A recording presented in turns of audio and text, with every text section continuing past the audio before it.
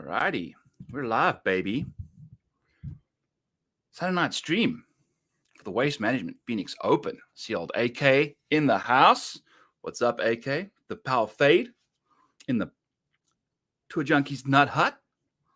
We got to fill out one or two things here real quick. Make sure we can present our screen. Got the model kind of fired up for once. I'm actually not scrambling to get my stuff figured out. There might be one or two things we have to fix along the way, but all is good for the time being. Also, tournament just ended. Pebble Beach is over. We are done with that tournament. I don't know if it's a thank God situation, but either way, cashing a Peter Malnati plus 900, yes, and a Justin Thomas top 10 at plus 230. So old Skinny Pete gets in at T14 for a top 20. That was delightful. And then I know my boy Spence and Ian both had outrights on Wyndham Clark. So good way to go into the week. We are moving on. My brother. Yeah, let's do this thing. Let's get into it. And I know a lot of y'all wanted to chat. I'll probably just roll through some model building quickly to start off. I haven't set the settings anyway, so I can kind of walk you through it as I'm going. I know we were chatting about doing that too. I think some of y'all are in the mood to learn a little bit about isn't that hilarious? The only day that Live Golf is kind of not overshadowed by the PGA Tour, we get a problem with the PGA Tour, and they only have their 54 holes. So that's the funny part about all of this stuff. All right, so let's find our settings. Here are our settings. But first, what I do before I go into the model is you take a quick peek at the previous year's stuff. So let's find our key stats here real quick. Got all sorts of, look at this thing. It's a clunker. All right, so we take a quick peek at the previous year's stuff for the last 5 years. Off the tee, it's been really important around here. So you got to make sure you got off the tee stuff just fine. 3% more than tour average. Usually typically a big part of the sample size or the data situation in the model settings. So that's good to know. Last year, we've started to see the PGA Tour lean into distance, just roast it off the tee and deal with it after that. So starting to see like accuracy take a back seat, a little bit more love on the distance side of things, and then approach play, not nearly as much as you'd think, because a lot of the shots come from 125 to 200. So it kind of puts everyone in the same bucket there. These greens are pretty darn accessible for the most part. And then around the green play, 4% more important than usual, the most last year. I think maybe mainly due to Scottie Scheffler being in the mix there. He's pretty good around the greens and obviously showed up with some really good results. As I mentioned with the approach numbers, 125 to 200, got about 60% of shots that come from that range. So a lot of those shots will come from 125 to 200. We'll be looking at buckets from 150 to 200. I think that's about 44% of the shots. So that's quite a lot. And then taking a look at the historical scoring averages, it's kind of got a little more difficult as it's gone along. They're kind of adding some defense to this thing. But I think there was some wind early on last year to kind of keep the scores lower initially. The course isn't that much longer than 7,200 yards, so barely that much longer than tour average, about 100 yards or so longer.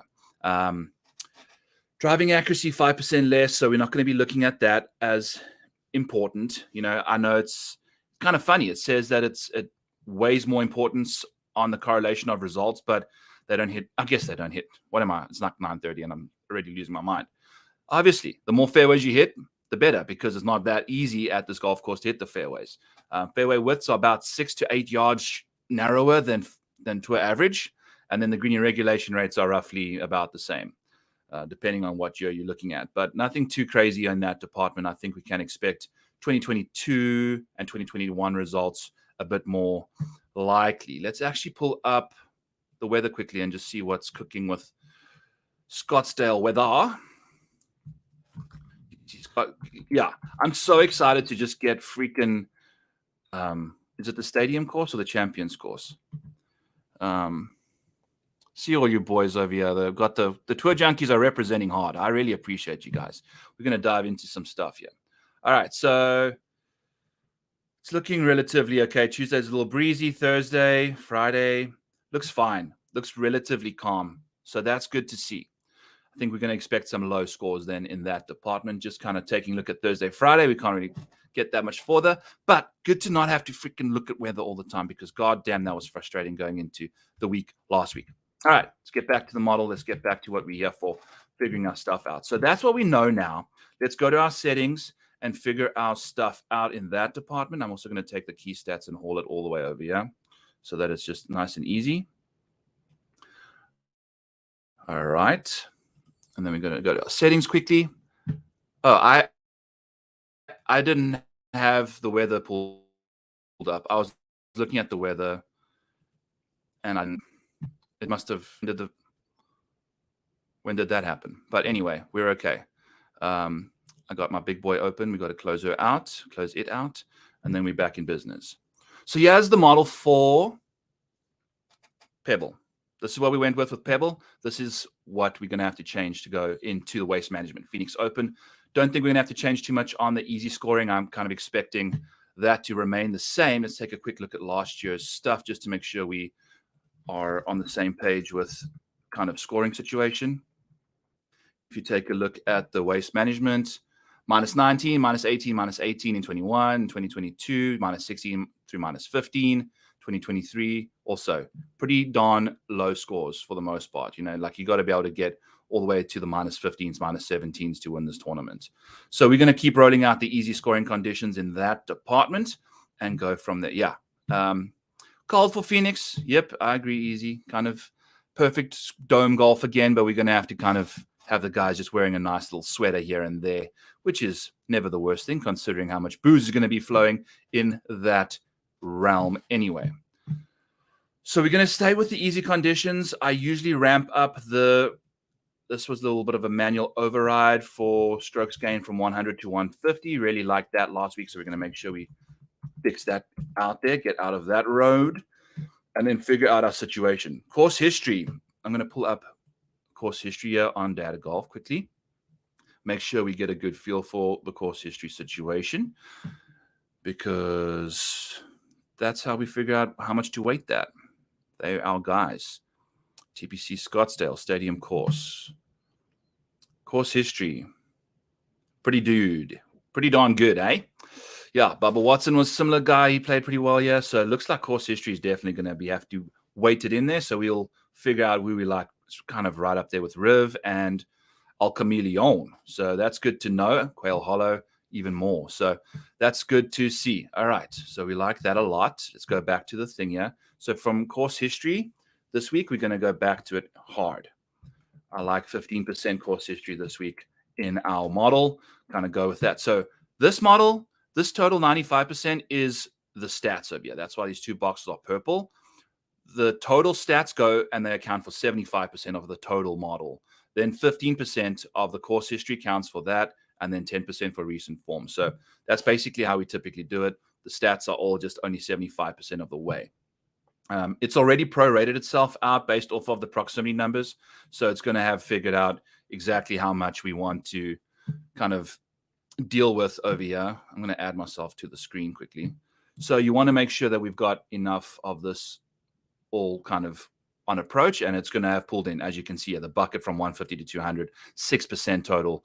Out of the rough, 6% total, because it also prorates how many fairways are hit based off those key stats we just looked at earlier. The more fairways are hit, the more out of the fairway approach play we want. The less fairways they hit, we want more out of the rough. So that's kind of how that works. We got an interesting little situation there. When the proximity is just greater than 150 or less than 150, it means rough. But if it's got an actual bucket with 50-yard increments, it means fairway. We can only get increments of either side of 150 out of the rough in that department. So as we know, we're going to want some distance, and this is 7,200 yards plus, so that's good. And then we're going to rock out some distance. I think we're going to leave accuracy out of the equation, get ourselves to 100 in that department. Easy, we like that. Approach play last 24, we like that. And we're going to change up the POA and around the green play. I can't remember what the around the green a little bit more important than the putting, but putting hasn't necessarily been that big of a deal the last 2 years, which is kind of interesting compared to normal. So we won't really weight it as hard, but we're still going to kind of leave a bit of putting in there, but not quite 15. I think we'll leave a bit more around the green play in the department there. So let's do the last little while, do 15% around the green, and then we're going to kind of go easy on the approach on the putting side of things. Also, I'm just going to do straight up putting because these greens are just like pure. They're just pure ass greens. So I know they power, but they don't really roll like power. So I'm not going to necessarily do any specific putting. I'm just going to kind of go with strokes gained putting in general, so from all distances, and then strokes gained from 5 to 15 feet. That's the most reliable metric of the putting that you can get. So that's where we're going to be rocking and rolling. Shouldn't par 5 scoring be a good stat to use this week? Only 3 par 5s, and you're going to have to score well on them. Yes, but also, Alan, if you think about it, that's a great question. Okay, it's a good question because that's funny because you think that you have to capitalize on the par 5s, but I kind of weight it less. I'm going to weight it down to around about 5% because when you want good par 5 scoring is on courses like last week where there's 4 of them, because that's about 4 of the 18 holes that you have versus only 3 of 18. That's 1/6 or so, versus 4 of 18 is close to like a quarter-ish in a way, like a little closer to that. So the extra hole of a par 5 means that you got to score better on those and really capitalize on the amount that they are. They're only having 3 of them here. Isn't that?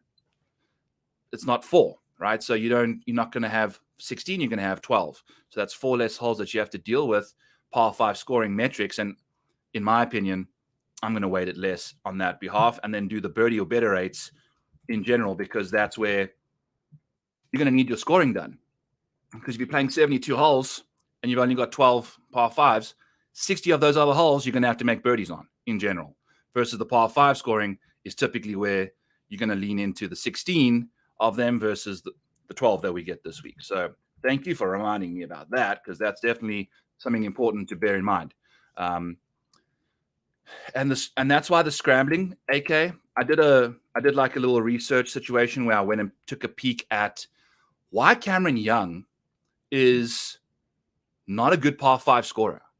He's exceptionally long off the tee. He's pretty darn good with his long irons, but around the green for him is substandard. So 15% around the green is going to incorporate around the green play for the par 5s.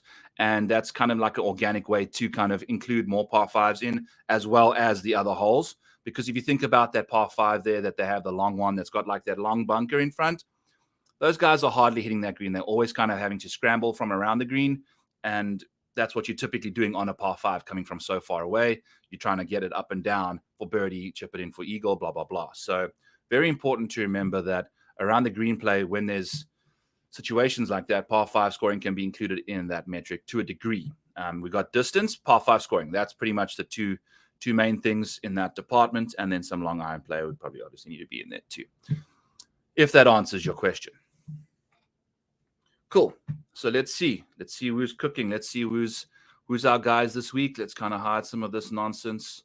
So all just random things that I don't need to show you guys. They some timestamp. Got a timestamp calculation so that I can just pop those in right away. Get all this crap out of here. It's going to update when we get all the latest and greatest. We don't need the changes. We don't need the value. We don't need the Maniac odds. We don't need Vegas odds. Well, I mean, we can keep that, I guess. Just in case we want to speak about some stuff. We've got our actual finishing positions over here, and then we're rocking and rolling. So we get the major strokes gained out of there. This is no longer Spyglass and Pebble. This is TPC Scots. And this is comps. And the comps that I have, didn't have too many, but we can take a quick peek at these guys. Make sure that we get a feel for who we have playing nicely here. TPC Scottsdale, I feel like, is a good representation of the Summit Club and Congaree Golf Club.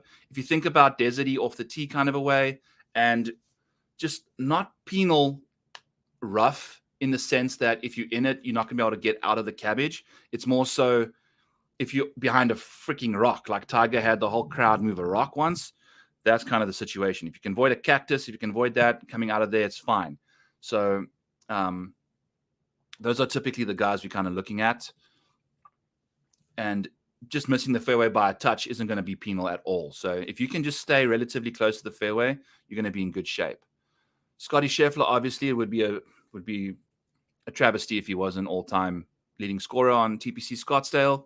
Justin Thomas is next up. Xander Schauffele next up after him. And then those guys have been gaining about 2.3 strokes per round on average in the 24 that JT and Xander have played, and Scottie gaining 2.8 in the 14 that he's played. So must have missed the cut in 2020. But since then, he's been balling out, looking to three-peat, obviously. So that'll be fun to see what he can do. Sungjae Im has played very well here in the past. Sahith Theegala obviously played really nicely in 2022. So we'll see if we go back to him this week. I'm kind of waiting on, I don't know. We can chat about JT. He'll be up early in the chat, but interesting stuff to nonetheless. Matt Fitzpatrick, got to change his freaking name so that everything comes in right. I hate that his name's all jacked up, but it is what it is. He's played well around here, but I just don't see Fitzy getting all the way to minus 17. Shout out to Fitzy for an absolute shitty-ass round in round 3 to go all the way down the rankings there.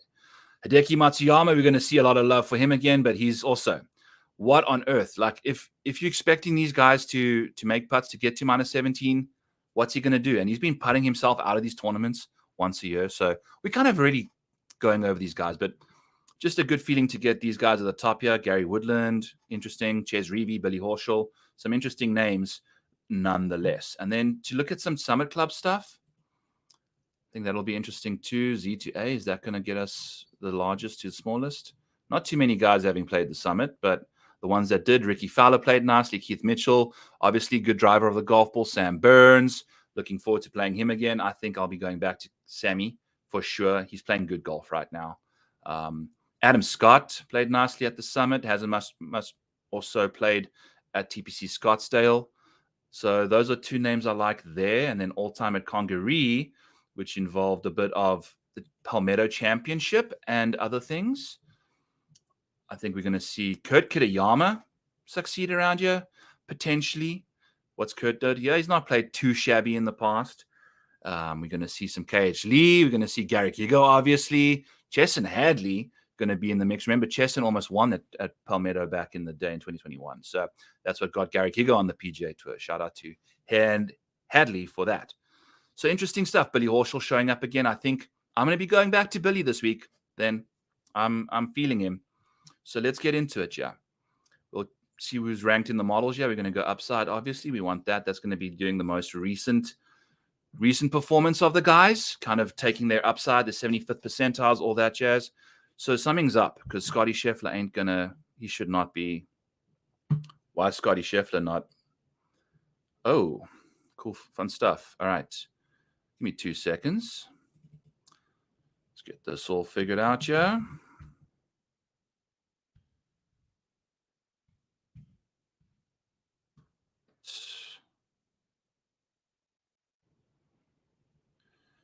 Okay, there we go. Maybe Scottie wasn't quite being pulled into the picture here. This is the back end of the model. This is the Holy Grail situation. This is where everything comes in and hot and heavy. And we want to make sure that it's the right situation before we really get going. Yeah. So we're going to see, does Scottie pull in now? There he is. Okay, good. Whew. All right. Oh no, Billy Ho, dude, he's going to play well this week, especially after playing shit the last time I was on him. So we'll have to see what he gets up to. And then we're going to be kind of going through the vault over here. So let's do that. I've actually got it sorted correctly this time. So we'll have some nice color codes, all that jazz. We're going to have our guys' names. We're going to have the event. We're going to have all that stuff cooking beautifully. All righty. So first up, let's get this sucker frozen. And let's get into our first one. This is the quickest we've got into one. So we're actually moving along quite nicely, folks. Top of the board. And I'm also going to pull up DK. So the thing is, the reason I'm waiting to pull the trigger on some guys, DraftKings is going to have the Waste Management Open odds out there for us. And they'll recalibrate that tomorrow once they pull everything in as the usual week. That's kind of like a future situation that they have. So Scottie's sitting at plus 350. Xander at 1,000, Viktor 11-1, JT 11-1, Max Homa 12-1. So that's tough scenes. These odds aren't the best. But Sahith is sitting at 40, and I think typically FanDuel gives Sahith a little bit of disrespect. So hopefully we can wait up on FanDuel to kind of pounce on a nice number there for Sahith and other guys if you kind of feel like you could potentially snag a better number in that department. But it'll be nice to see how our model seems like it's pretty in line with the odds board right now. So let's take a quick look at Scottie. Obviously, there's not too much to discuss here. He's going to be very, very popular. Plus 350, no one's going to bet him. So we all rooting against Scottie this week. I think he's going to come in. If he's plus 350 on the DK odds board, he's going to come in at like 12,200 or something for DK, most likely, right? At those kind of odds, I would be shocked to see him at anything less than $12,000. If so, I think if he isn't, we're in trouble because it's going to be a heyday. It's going to be a complete heyday. He's going to be Chalk City. All right. So let me know if this is too far zoomed out for you guys. I try and put as much information on the screen as possible as well, but I don't want to be too zoomed out either. So just let me know. Let me make this one a bit smaller and then get us one more zoomed in. There we go. That should be nice. All right. So Scottie, let's take a look at what he gets up to here. So I've got the CJ Cup over here as well for him. He didn't quite do too hard when he played out there the one time, but that was mainly to do he just wasn't playing good. All is good. So when he has played well here, typically been bulletproof off the tee in most aspects of all of that. Doing his thing for the most part off the tee. The putter has showed up for the most part too, which is quite scary. He's had at this event, Scottie Scheffler is averaging over 1.3 strokes putting, Scottie Scheffler, at the Waste Management Phoenix Open in the last few years that he's played there. So that is a scary proposition to think about. And the approach play actually hasn't been that good, which is also a scary proposition. If he shows up with approach play like we've seen him back in the past, he's only gaining like 3/4 of a stroke.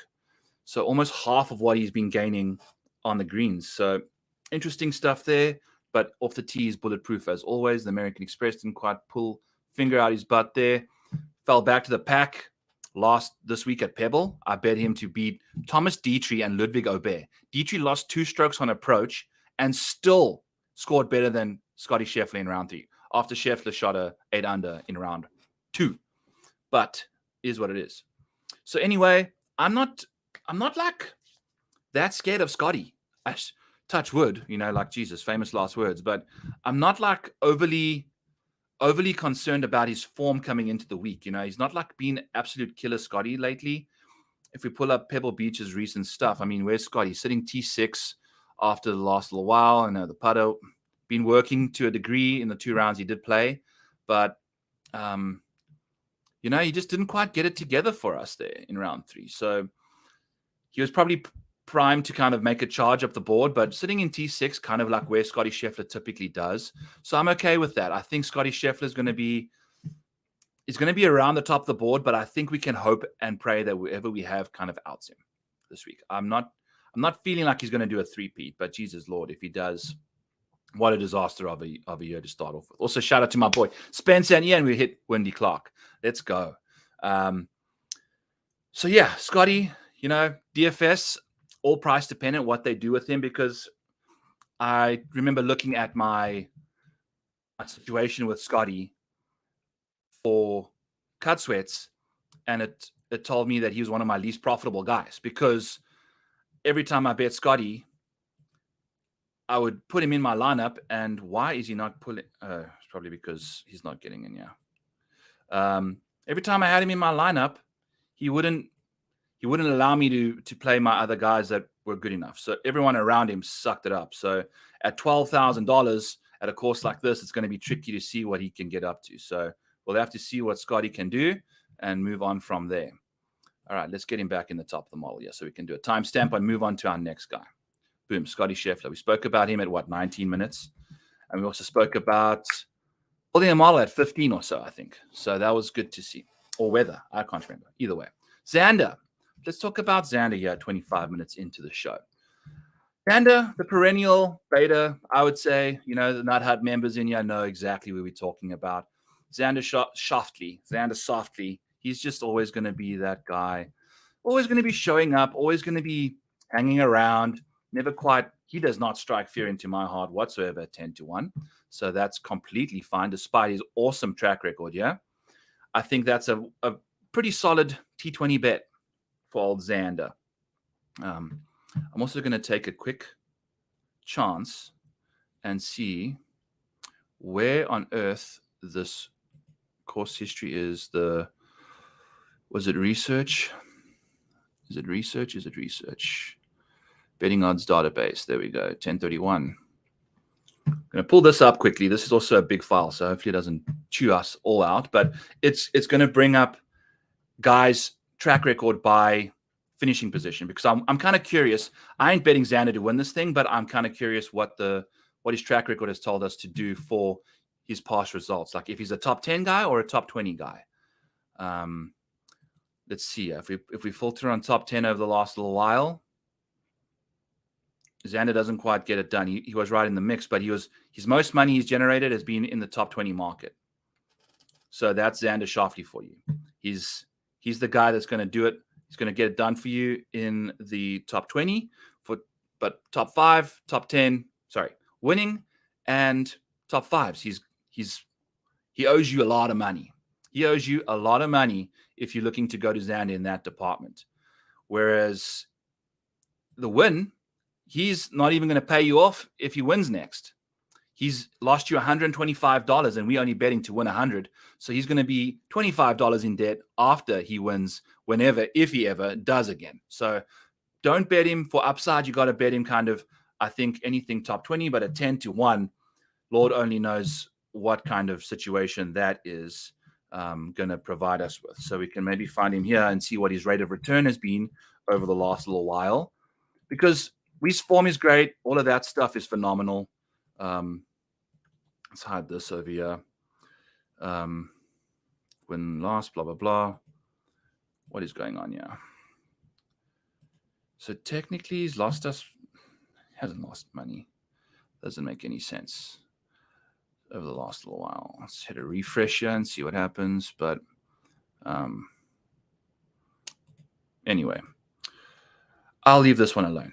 But that's kind of just my assumption for Xander. You never want to kind of do him too hard for the top 10s. The top 20s, yeah, as you can see, the guy's just 69% of the time sitting inside the top 20 is Xander Schauffele. Recent form, second in the field, off the tee, on approach, ball striking, all that stuff. The putter's been letting him down a little bit because why?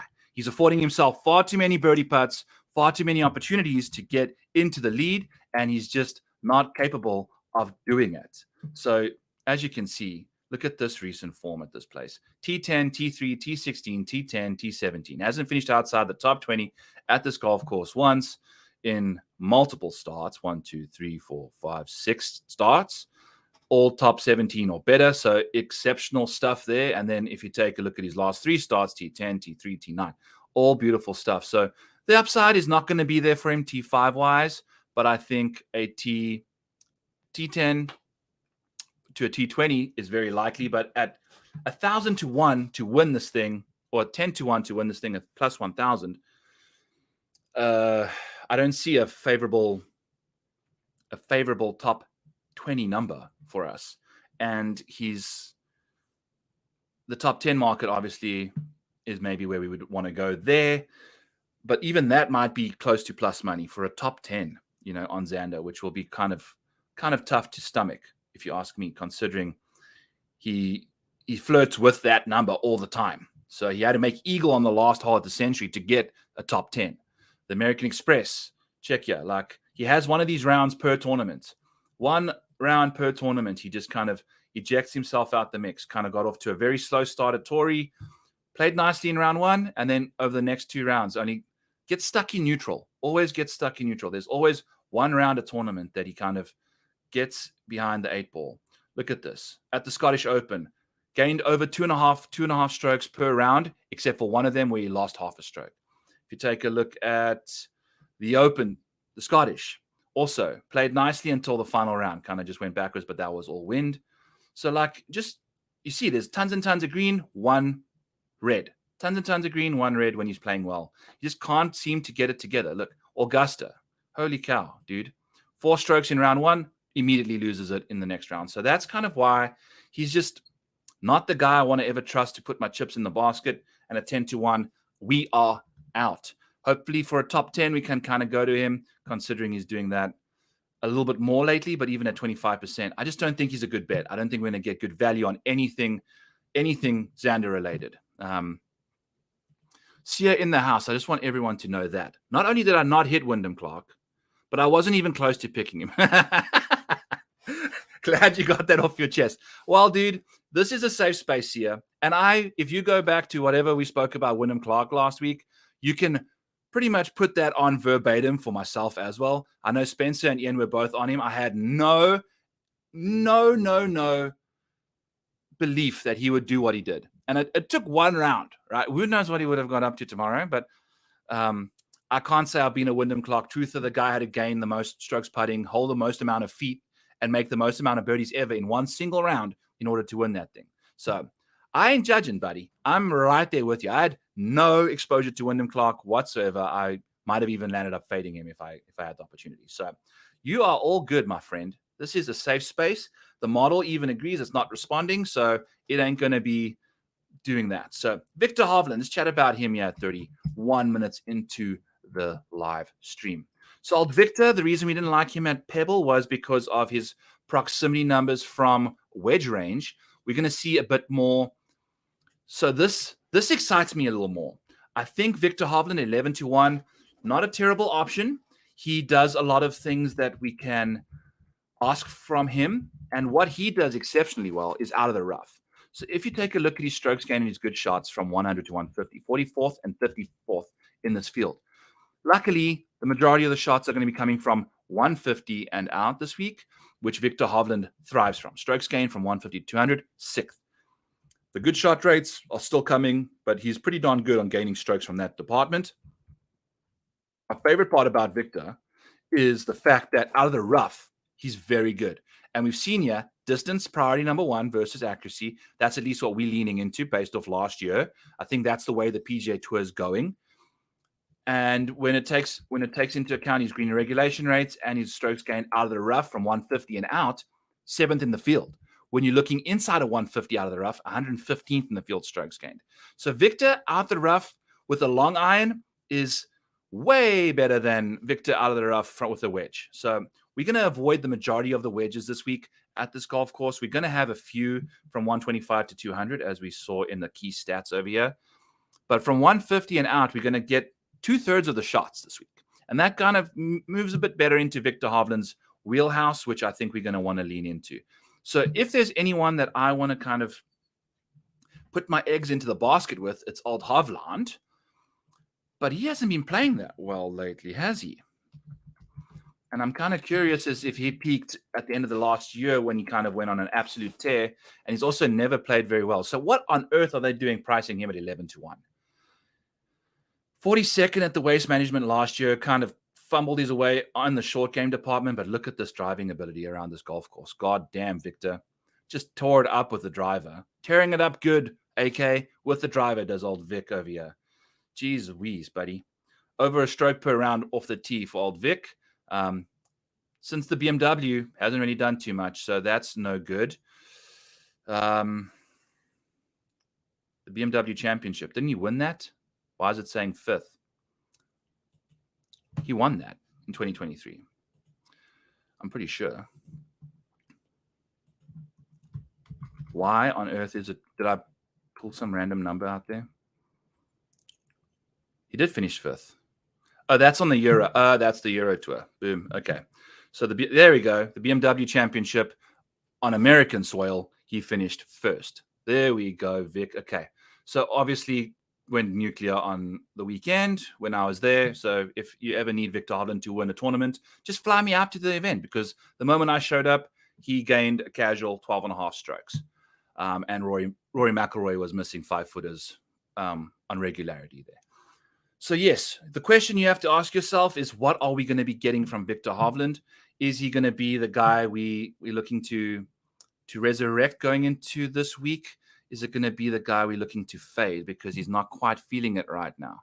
Hovland, as of this tournament, was T58 at Pebble. Not good, Bob. Round 3, lost 3 strokes. Round 2, lost 2.5 strokes. Round 1, he gained 1.3. So not playing very good golf. So maybe at 11-1, I don't think I can get to him in the outright market, but I think we can always get ourselves onto Viktor at potentially similar ownership. I don't know, in DFS. I think that might be the way to go. Vic is a patron saint in the church of Tear It Up Good. I love it, AK. Yeah, he is. He's blessed at holy water, and he does wonderful things. 24/7, 365. Copley. Yeah, baby. All right. So, yeah, that's my take on Vic. The around the green play, I think people are going to put an emphasis on here. I think he's still going to be fine. I know this week wasn't a good week for him out of Pebble. But if you take a quick peek at what he got up to around the greens for the event, he lost a crap ton. It is what it is. I think he'll be fine taking a stab at him in DFS. I think he's going to be quite low owned considering Xander. I mean, if you just look at Xander, JT, and Max around Viktor, that's going to most likely result in a lot of people kind of going to him in that department, those other guys versus him. So definitely think he's going to be the least popular of the big boys up top here. Justin Thomas, dude. 11-1 as well. If you take a look at the leaderboard, there's no need to filter on that because he's right over here. And my favorite part about Justin Thomas is that he was doing it all tee to green. And the putter has typically, friends, been pretty darn good when it comes to the last little while. That's actually, I mean, we don't even have to put it up right here. And I'm going to show you a column of green that doesn't quite make sense, if you ask me.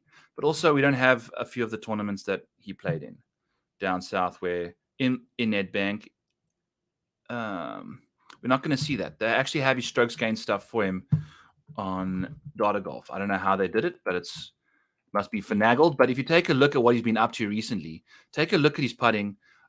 At the Nedbank, he gained putting again. At the 40net, he gained putting. At the Wyndham, he gained putting.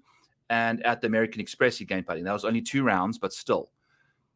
Last putting this week, I think just listening to the broadcast, looking at what was going on, it sounds like he had so many putts that hit the hole and lipped out. So I'm totally cool kind of expecting him to make a bounce back going forward. What did he do in round 3? Also low putting. So nothing overly excessive. Missed a short one there, it looks like. But just not converting on any mid-range putts. I think we can expect him to play a little bit better on these purer greens versus the spongy POA. And Justin Thomas, people, also got the same kind of track record. Yeah, I think I bet him in 2021 when I wrote my first article.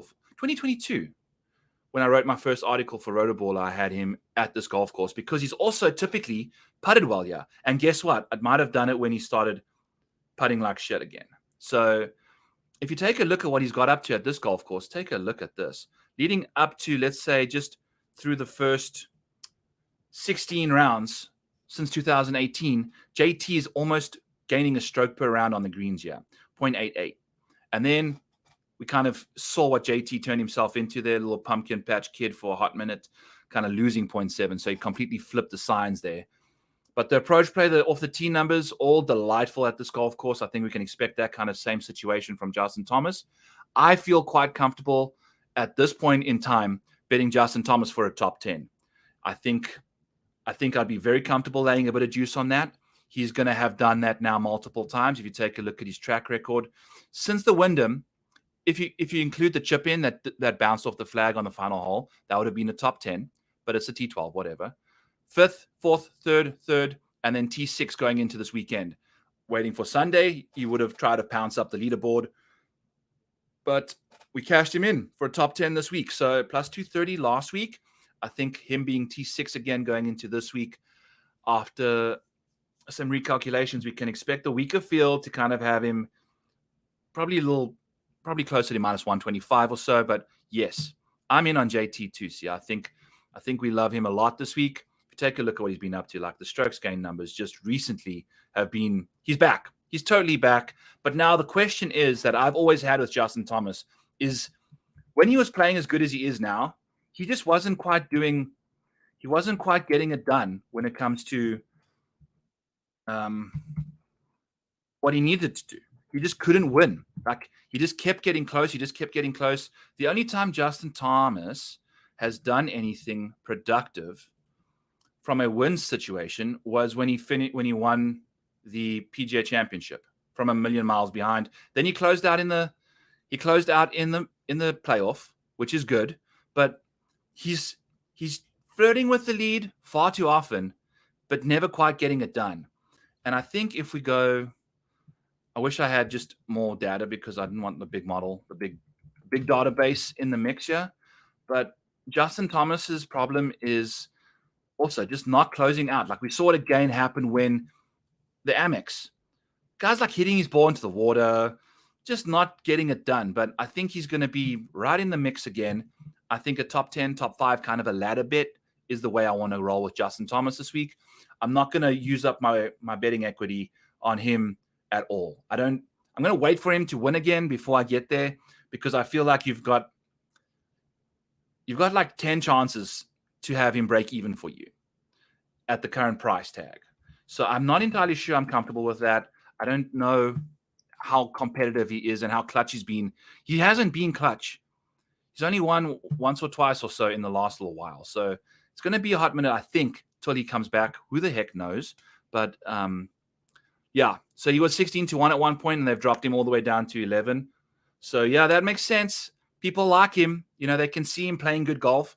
I think the safer bet is like just to leave a top 5 out there, top 10, and move on swiftly, which goes without saying. We're going to go to our main man, Erik Cole over here, who, by the way, you're going to get some really good odds on for someone that I also don't believe is a very good winner. I said on a podcast last week, Taylor Montgomery, one of the most talented golfers on the PGA Tour, one of the worst competitors. We've got these guys right in the mix here. Xander, in my opinion, extremely talented, horrible competitor. Ryder Cup situation, he's one of the best from 5 to 15 feet. Every clutch 5 to 15 footer, brick. So when it matters, he ain't got it. And I think Erik Cole is the same. The guy absolutely, completely, and utterly is a workhorse. I mean, if you ever got this guy in fantasy golf, congratulations, because he's playing for you pretty much every week and churning out ridiculously good results. 74% top 40 rate, 37% top 20 rate, and that doesn't even include like how well he's actually played over the last little while, has Erik Cole. He had a psycho scorecard over the weekend, which was quite interesting to watch. I think the guy shot one of the craziest 71s we've ever seen. Erik Cole. T14, cash another top 20, folks.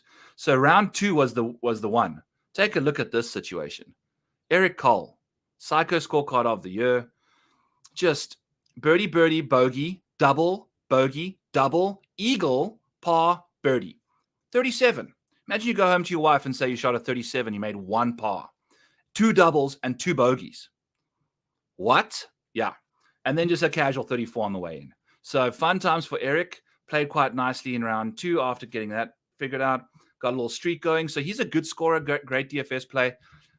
I wonder if DraftKings is going to figure out their stuff pricing-wise because they priced him completely incorrectly.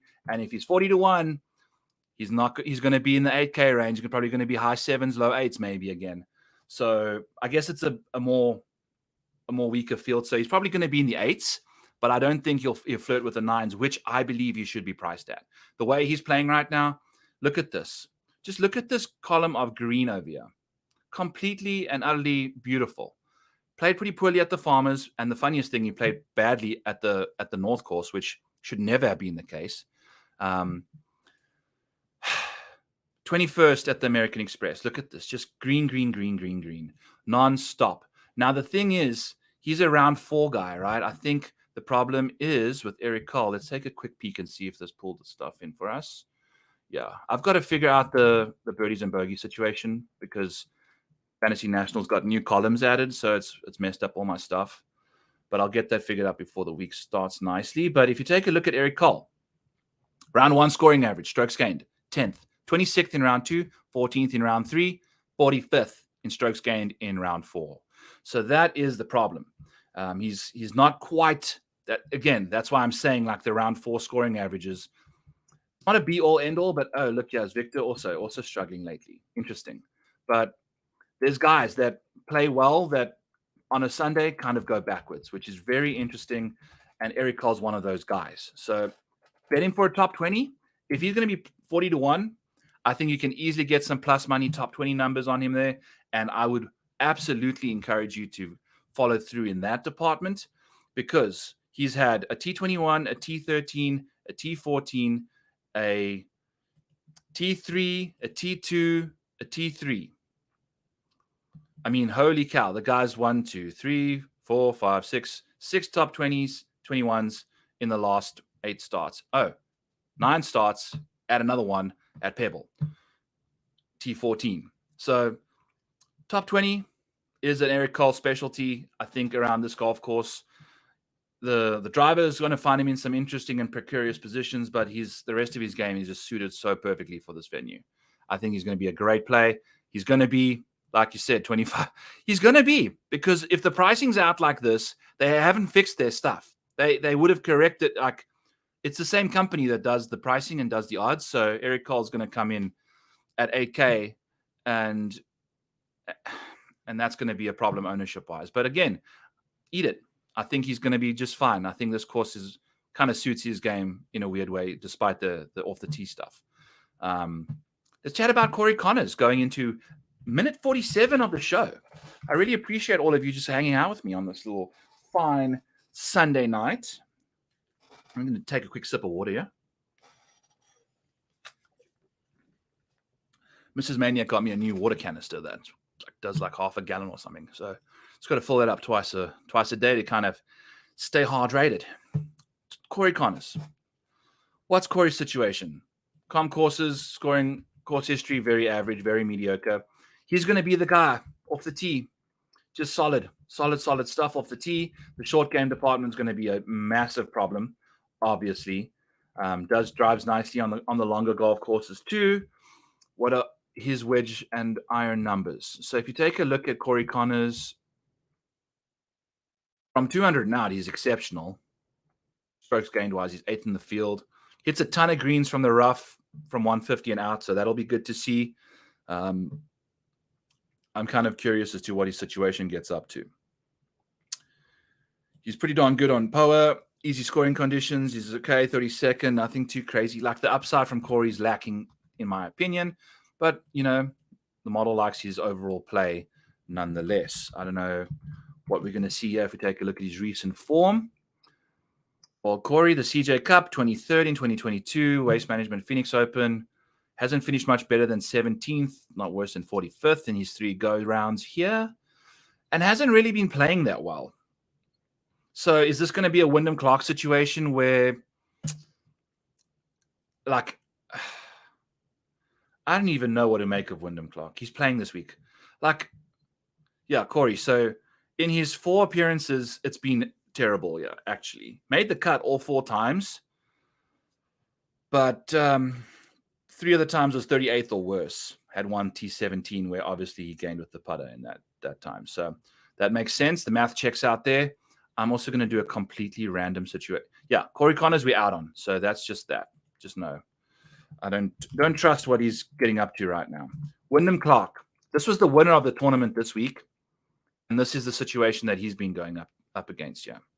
Century, American Express. I have no idea. I should probably go back and read what Spencer and them wrote about him because I can't see. Was it just a number grab? Like, I don't understand. I don't understand what they saw in him. It's been horrendous. Like, this golf course, he's so good out the rough. He was hardly most likely in the rough. The putter hasn't been, since since we showed up this year, the putter has been very bad. Then he goes ahead and has his best putting performance in one single day ever. And 181 feet of putts around Pebble. Those are some small-ass greens. So just, what the hell? What the hell? Crazy stuff. So, yeah, let's find, look at how far we got to scroll down here to find this guy. I don't even know where he is. So, yeah, Wyndham Clark, I don't know how, I think it was like one of those crazy situations. I guess he's what? 11th, 16th in the model, but I just don't see myself trusting this guy whatsoever again. The top 10 rates, not very good. Top 20 rates, not like top 40 machine.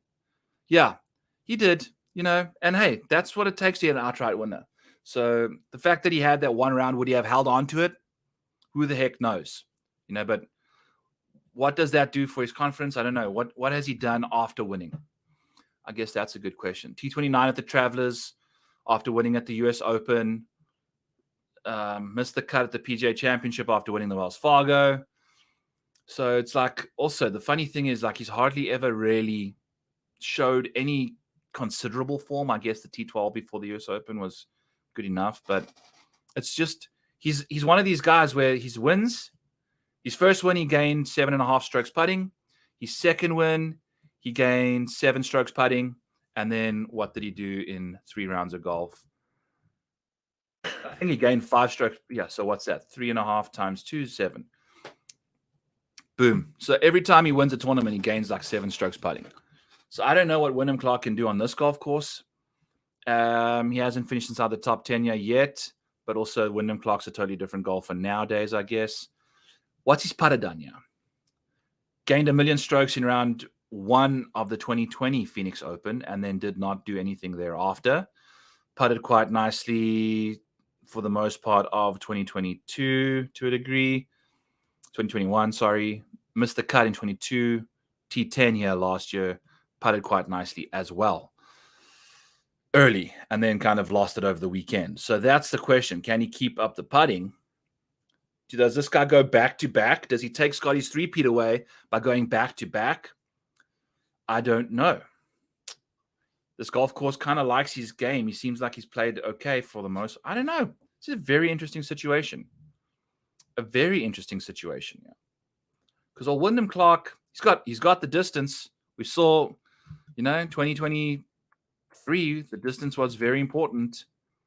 Take a look at the key stats here. Like, distance was the best it's ever been at this venue, correlation-wise, back to 2019 standards, pretty much.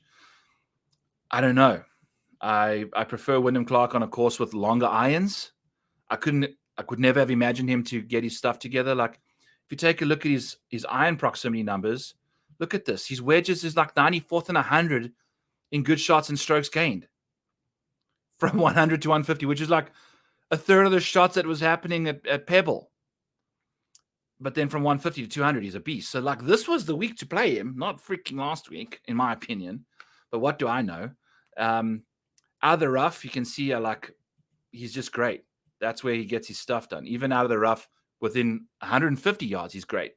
Out of the rough, green regulation rates from 150 and out, fantastic as well. So a lot to like from him in that department. If we take a look at his round-by-round scoring, typically pretty much doesn't look like it wavers too much outside of round 1. That's his best round, but nothing too wacky on average over the course of the week. So that's good to see from Wyndham. Most likely would have maybe held his own going into Sunday or Monday tomorrow if he was going to play. All right, so Wyndham Clark's behind us here. Let's chat about Sungjae Im. Okay, Sungjae, at 54 minutes into the show over here, timestamp-wise. Great course history. We already saw that when we did the quick little pensive peek back earlier. Recent form is kind of okay, not so hot. The biggest issue with his approach game right now is coming from 150 to 200, which is not good going into this week. Very good out of the rough, despite the fact that he's not the longest off the tee. But he's very accurate, which makes it makes a lot of sense. He'll just keep sticking himself on the fairway. Sungjae plays good golf in round 1 and round 3, and I guess what? He shot like -6 yesterday in round 3 after playing like complete crap. So maybe Sungjae can be like a live top 10 ad. I don't think Sungjae is going to ever win a tournament again either. I just don't. There's just certain guys, when they get in the mix, you can just see what they get up to.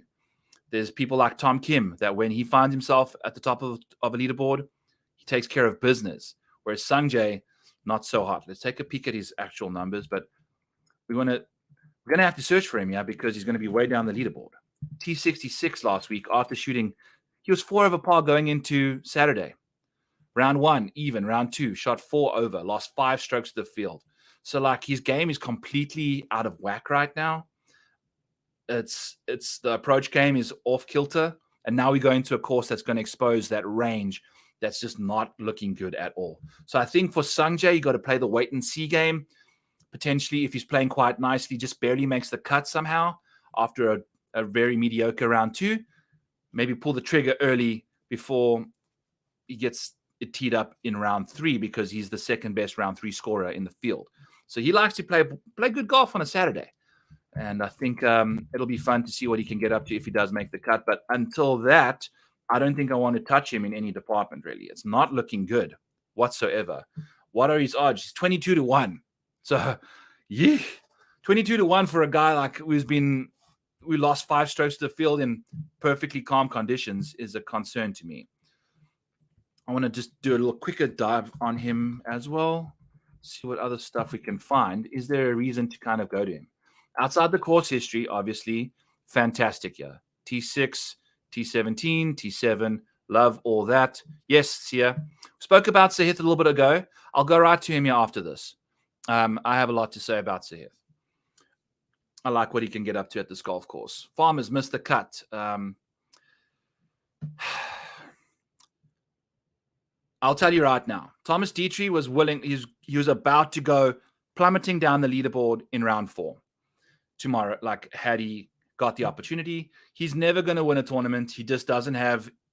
I know 150-1 is a crazy number, but there's just guys that I don't think will win, and it's not good from Thomas Dietrich. We'll get into his stuff as well. But his round 4 stuff, I took a chance on him in round 3. It was a little too soon, but round 4 is typically when he goes backwards. So old Sungjae missed the cut. The Farmers, kind of on the number, not too crazy. Plays very well at the American Express. Kind of fumbled the bag in round 4. He's got these 1 round per tournament at the Century. Played very good. Had the most birdies in a week. Like, for you to break the PGA Tour record for the most birdies in a single week and finish 5th, like, that just tells me your game is like just not consistent enough right now. He's playing good, I guess, like, but it's all over the place. And he hasn't finished inside the top 5 since his 4th at the Farmers in 2023 again. What on earth is going on here? Why are we seeing that again? Should never have seen that again. This is 2024. So, yeah, you have to date back a full year plus to see Sungjae Im finishing inside the top 5. So, the upside, solid, top 10 rates, whatever, does his thing. But where did we see that? This is the Farmers. I mean, Sungjae Im, if you take a look at the total, like I think the top 10 rate on him is one of the worst. Here he is, yeah. Oh, it's the top 5 rate. Duh, obviously. Because Sungjae Im, if you're betting to win $100 per event on a top 5 for Sungjae Im, you would have lost $421. So Sungjae Im owes you 5 consecutive top 5s before you're going to make your money back on him over the last year. Cameron Young, another guy, not good in that department. Tony Finau, Sam Burns, and we spoke about Xander Schauffele already. So not good, Bob. And even with the consistency issues right now, I don't like a top 20 bet, especially at 22-1. That's going to be very close to plus money for a top 20 that you never quite know what you're going to be getting. Like, just all over the place for Sungjae. Let's talk about Sahith Theegala. I think we can jump around here a little bit. Sahith's not going to necessarily pop as hard in the model because, as always, he is an interesting cat because we'll go right back to the last 100 rounds and kind of take a look at Sahith. But we're going to go to 59 minutes over here. and start off with, this is, if you haven't watched the show since last week we did this with Sahith. Actually, I might have done it on my betting show on Tuesday. But so this is strokes gained for the last 100 rounds right here. And it's got the strokes gained total. So you got your total percentage for the 25th percent. These percentiles are, the median means the 50th round. So that's the middlemost strokes gained number. The 75th percentile means that is your 25th best. So like 0 percentile is the worst strokes gains you've ever had. 100th percentile is your very best. You can see by the size of the numbers, the strokes gained numbers increase the bigger the percentiles are. That just means the more strokes they've gained.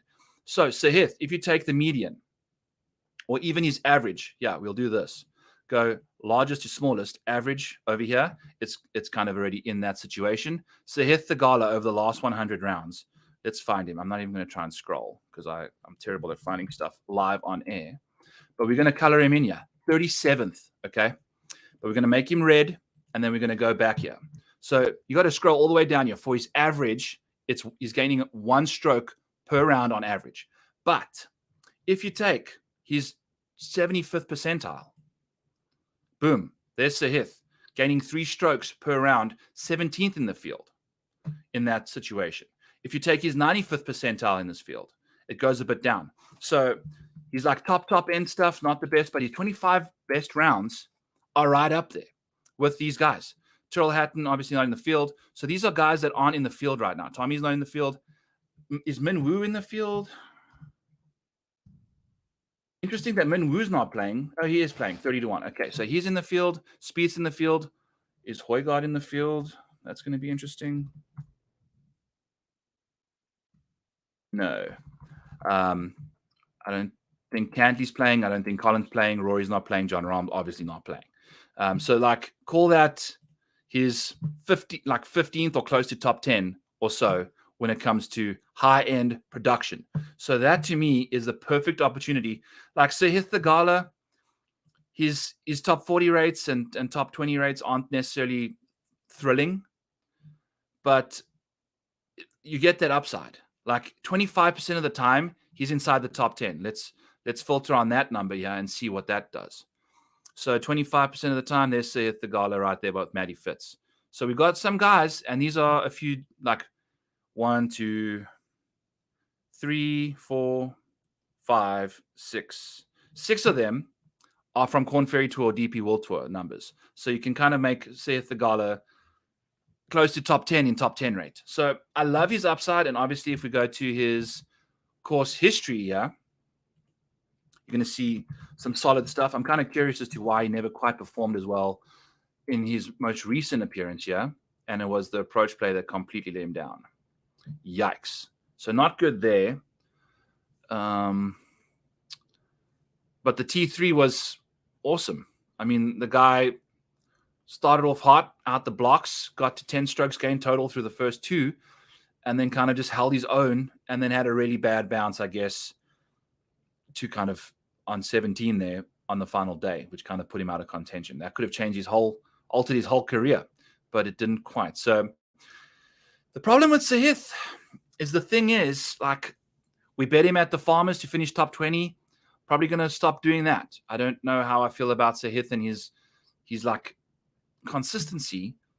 Look at the approach play for like Sahith over there. So interesting stuff, to say the least. It's been all over the place. So he had a 64th at a golf course he's played at really good in the past at the Farmers, and then finished second at the Century. He just kind of shows up when he feels like it, and that's why he doesn't model out that well. But missed the cut at the Sony after finishing second at the Century, won at the 40-net championship, where he gained tons and tons of strokes. Like, I mean, the guy gained 9 strokes putting and did a lot of damage around the greens as well. Pretty much gained 13, 14 strokes short game. Now, the thing I do like about Sahith, and this is the crazy part. Sorry, didn't mean to swear there. The funny part about it is in 2024, Sahith Theegala is gaining 0.6 strokes off the tee. And he's had 1 top 2 to show for it. So, like, at some point, that's going to kind of rectify itself. His approach play has been very mediocre. His around the green play has been very mediocre in general. His putter obviously can boom or bust. So that's the situation here. If you take a look at what he's got up to around this golf course, the driving iron's been pretty good for him. Like, he gains a lot, loses a lot. So I guess when he hits it off the planet, it goes off the planet. So there's a lot of like this inconsistency if you can just catch Sahith at the right time. And what I did say at the beginning of the show, see, I never deep dived him, but I spoke about him because he's got good course history here. 2 finishes inside the top 40, one of them being a third, aren't bad. 40-1 over here on DraftKings for Sahith. And what I'm hoping for is FanDuel has typically had worse numbers on Sahith. They kind of don't respect him as much as the other books. So I'm hoping, a 40. I can expect, 35-1 coming out tomorrow for DraftKings when they recalibrate or so. But even after a poor, what's he up to right now? Where did he finish at the, at Pebble? Sahith Theegala, 20th. So like, just hanging around, doing his thing. I'm not entirely sure what to expect from him again this week, but I think a 40-1 number's fair. I'm hoping for like a 50 or a 60 if they kind of get a little lazy. That would be ideal. That would be very ideal. But who knows? A 40-1, not the worst number. I'll definitely be looking to bet him. I've been on him pretty much every tournament he's played, and I feel like that's the upside is there. And I think the way to bet him is like top 5 and win. I don't think you want to be betting him like top 20s and top 10s because it's too hit and miss with him right now. When he does play well, he plays exceptionally well. And I think you want to just take a leaf out of his upside and see what he can do for you. I wonder if he shows up here on the upside situation. Sahith Theegala, here he is, yeah. So, yeah, top 10s and wins were 2 solid numbers for him. Top 5s, he would have gained you $25. Top 10s, he would have lost you $42. Top 20, he would have gained you $37. But that was mainly to do with his early antics. Like, his early start to the year was incredible. Look at this. 4th, 6th, 14th, played terrible at the Players. 9th, 5th. So, like, he got off to a really good start until the RBC Heritage, and then he fell off the wagon a while. Did not do good until he got back to the FedEx St. Jude in the playoffs. So, since the playoffs, he's been playing quite nicely. Some solid golf until the recent start. So, I don't know. He's spoke about a whole bunch of random stuff there, but Sahith Theegala is kind of, I'd say, bet top 5, bet him to win. I think I'll be doing both at a course like this, especially if we get some really nice, appealing numbers. So that's 8 minutes on Sahith Theegala. Fun times. Let's get chatting about Max Homa, and then we can move on quickly here. 68 minutes into the show. Love you all for being around still. Max Homa, 12-1. Max Homa at Pebble Beach, where he typically should have played pretty solid golf, wasn't doing the job. I think we spoke about it last week in the research show. He's not feeling himself right now. The iron stuff is not good. In the 2 rounds he played, he lost on the iron side of things. And the putter is the biggest issue. He's not putting well. Max Homa is not putting well. And that's his biggest strength, Max Homa. So we'll have to see what he can get up to, because if the putter's not functioning, the rest of his game is good, but it's not going to help. It's not going to carry the weight of the missed strokes gain that the putter's leaving off on the table. And just kind of looking at the Farmers Insurance, look at this putting situation here. He won at the Nedbank back in SA, putted okay, not really. Finished 7th at Silverado at the 40 net, but didn't putt well. Gained a total of 1.7. We've seen Max just ball out. Like, Max Homa putting well looks like this. I know this is where he won the Genesis, but or when he finished 2nd at the Genesis, but he putts. This is what he looks like when he gets to the West Coast. This is like what it looks like when he's putting good. He's not doing it right now. Like, he can, Jesus, in those 10 rounds, he was averaging 2.25 strokes gained putting in the 10 rounds since round 2 of the century in 2023. And then you see like these big spiky rounds where he just gains 4 strokes, 2 strokes. Some of those, like, the more we scroll down here, look here, BMW Championship, putted really nicely, finished 5th, gained just 7 strokes in 2 rounds, just like that. We haven't seen, since the 40-net, pretty much, we haven't seen him gain over. He had one round where he gained 1.97 strokes. That's it. That's his best performance so far. We had a 10-round stretch where he was averaging more than that. So, like, we'll have to see. And his course history here is solid, I guess. Nothing exceptional outside of the T6, T26th, T6th, 42nd, 14th, 39th. So he's not necessarily that comfortable on this golf course. What's typically held him back has been the approach around the green stuff in a big way. He's losing about a quarter of a stroke there. But over the last little while, it looks like he might have bounced back in that department. So, yes, definitely doing better. And I think that's also an area of his game he says he has prided himself on improving, which we have seen. I mean, he's gaining 3/4 of a stroke around the greens this year in the small sample size of 7 that we have. But that's Max Homa's situation. The putter just hasn't shown up yet. Now, do you believe it's going to show up at a golf course where he's only had basically one big spike round, and that was in 2020? You tell me. To me, 12-1 ain't going to get me there looking at this. I know. It's interesting. The only person that from a statistical perspective that I would go to is Justin Thomas, but I also just don't believe he's got that dog in him. He just don't got that dog. JT. Max does. So when he finds himself in contention, he closes that door. So we'll see.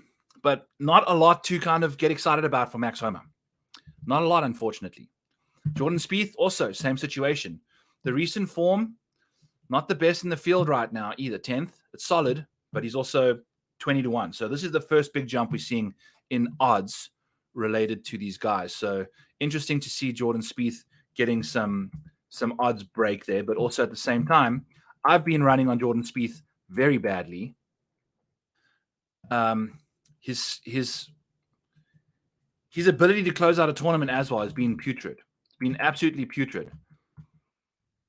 Goes back to a golf course like Pebble where he should have been shining, and it did. I don't think he played well at all. Where the hell's Jordan Spieth? All the way down here somewhere.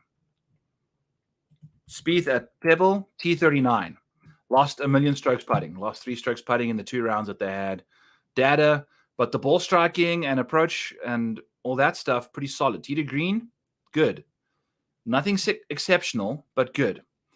And off the tee at Pebble, he's typically thrived. So I guess that's why Spieth plays nicely there.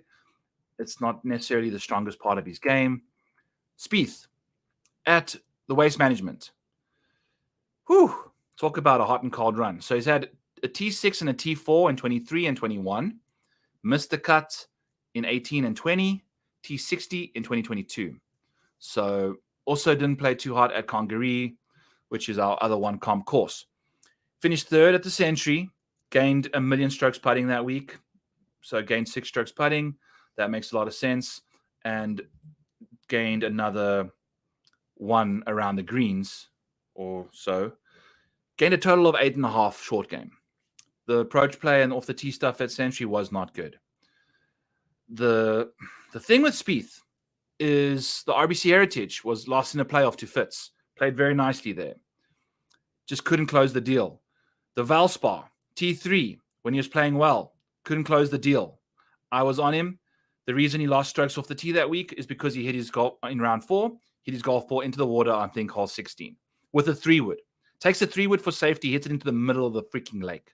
So good stuff there, Spietho. I had an outright on him, T3. So that's the stuff you get. You're going to get some high-end finishes, which he's shown recently. But at 20-1 in this field, I mean, interesting. I think also Ian got him at 26-1 a while ago. But I just said, I can't do it. Like, I just can't do Jordan Spieth anymore. The rides are too turbulent, far too turbulent. He's not it for me. And at this golf course, I guess you're going to get a bit of hit and miss form. So I don't know. What are we going to get from Jordan Spieth this week? Whew, excuse me. Yeah, so obviously I'm not that thrilled about Jordan as I'm yawning over here looking at his numbers. So let's move on the board. Let's keep on cruising down here. Adam Scott, on the other hand, will be a fun little chat. He intrigues me. He definitely does, because I think he's played well here before. So the thing with Adam was last week was his week. He's played well around Pebble, exceptionally well. Had shot like 5 under par, gained 2 strokes on the field, but had an incredible fantasy round in round 2. I think he had a streak and an eagle. So that was very nice when we were on him once he got back to Pebble. I was hoping he could kind of climb up the board a little bit more, and I think he was trying to do so. Take a look at what Scott was up to. T20 going into the week, and it got off to a slow start. Gained a stroke in round 3, gained two and a half in round 2, and then lost it around Spyglass. So once he gets onto Pebble, he plays nicely. I don't know if he's going to play that well here. He's played well on other courses, I guess Congaree and Summit Club, but never quite played that well. And I think it's around the green play that's going to give him some headaches. He's typically not the best around the green, is old Adam. So that's Adam's problem. I was in on him last week. I can't say I'm very thrilled about his. Yeah, look at his like mid irons are very bad. Holy cow, they're bad. So I'm out on Adam. I don't know what he's actually doing in the model over here. We filtered on top 10 rates. So Adam's got some upside, but I think this course ain't going to be the week for old Adam. Benny on. Let's go. I can get behind this. 50-1 right now. Mm-hmm. Yes. Do we do a live bet on the show? All right. Seems though you guys are all sleeping in the chat. If I get 2 or 3 people need to tell me to bet Benny on, and I will bet him at 50-1. I will be betting him anyway, but we might just do it now and take a number that we can guarantee. But maybe FanDuel. FanDuel's been sleeping at the wheel lately. They've been dropping some numbers that aren't quite like matching the rest of the world. And I think the enhanced odds over there at Bet Rivers typically kind of get Benny on rocking and a rolling. This is not where I want to be. I want to be on the vault and get Benny On's numbers up here. Who I'm looking forward to betting this week. I think he's due. The guys, hey, here we go. We got some. So you guys aren't sleeping behind the wheel there. That's good to see. 2 people. All right, folks. Let's get Benny on placed over here. 50-1. Logging into place bets as we speak. Boom chakalaka. I'm liking him. I'm liking him a lot. If you take a look at what he's got. Oh, T9 here in 2020. That's okay. Off the tee. Didn't quite get it done. But I think he's also picked up a lot of distance since then. Benny on. Let's go, buddy. $11.11 wins you $566. So we are signed up for that, and we have bet Benny on, friends. Let's go. All right. Benny on the card. What do we like about Benny on? The fact that he's played pretty nicely around here is good, you know? Back in the day, he played solid and around the green play. Benny is very good around the green. Take a look at what he gets up to around the green here. 9th in the field in around the green play over the last 24 rounds. So that's good to see from Benny. If you take a look at off the tee numbers on courses longer than 7,200 yards, he's number 1 in the field. That's good to see. I think, I don't know what's actually going on. I think that's another fantasy national set of numbers. So we're going to have to figure that out.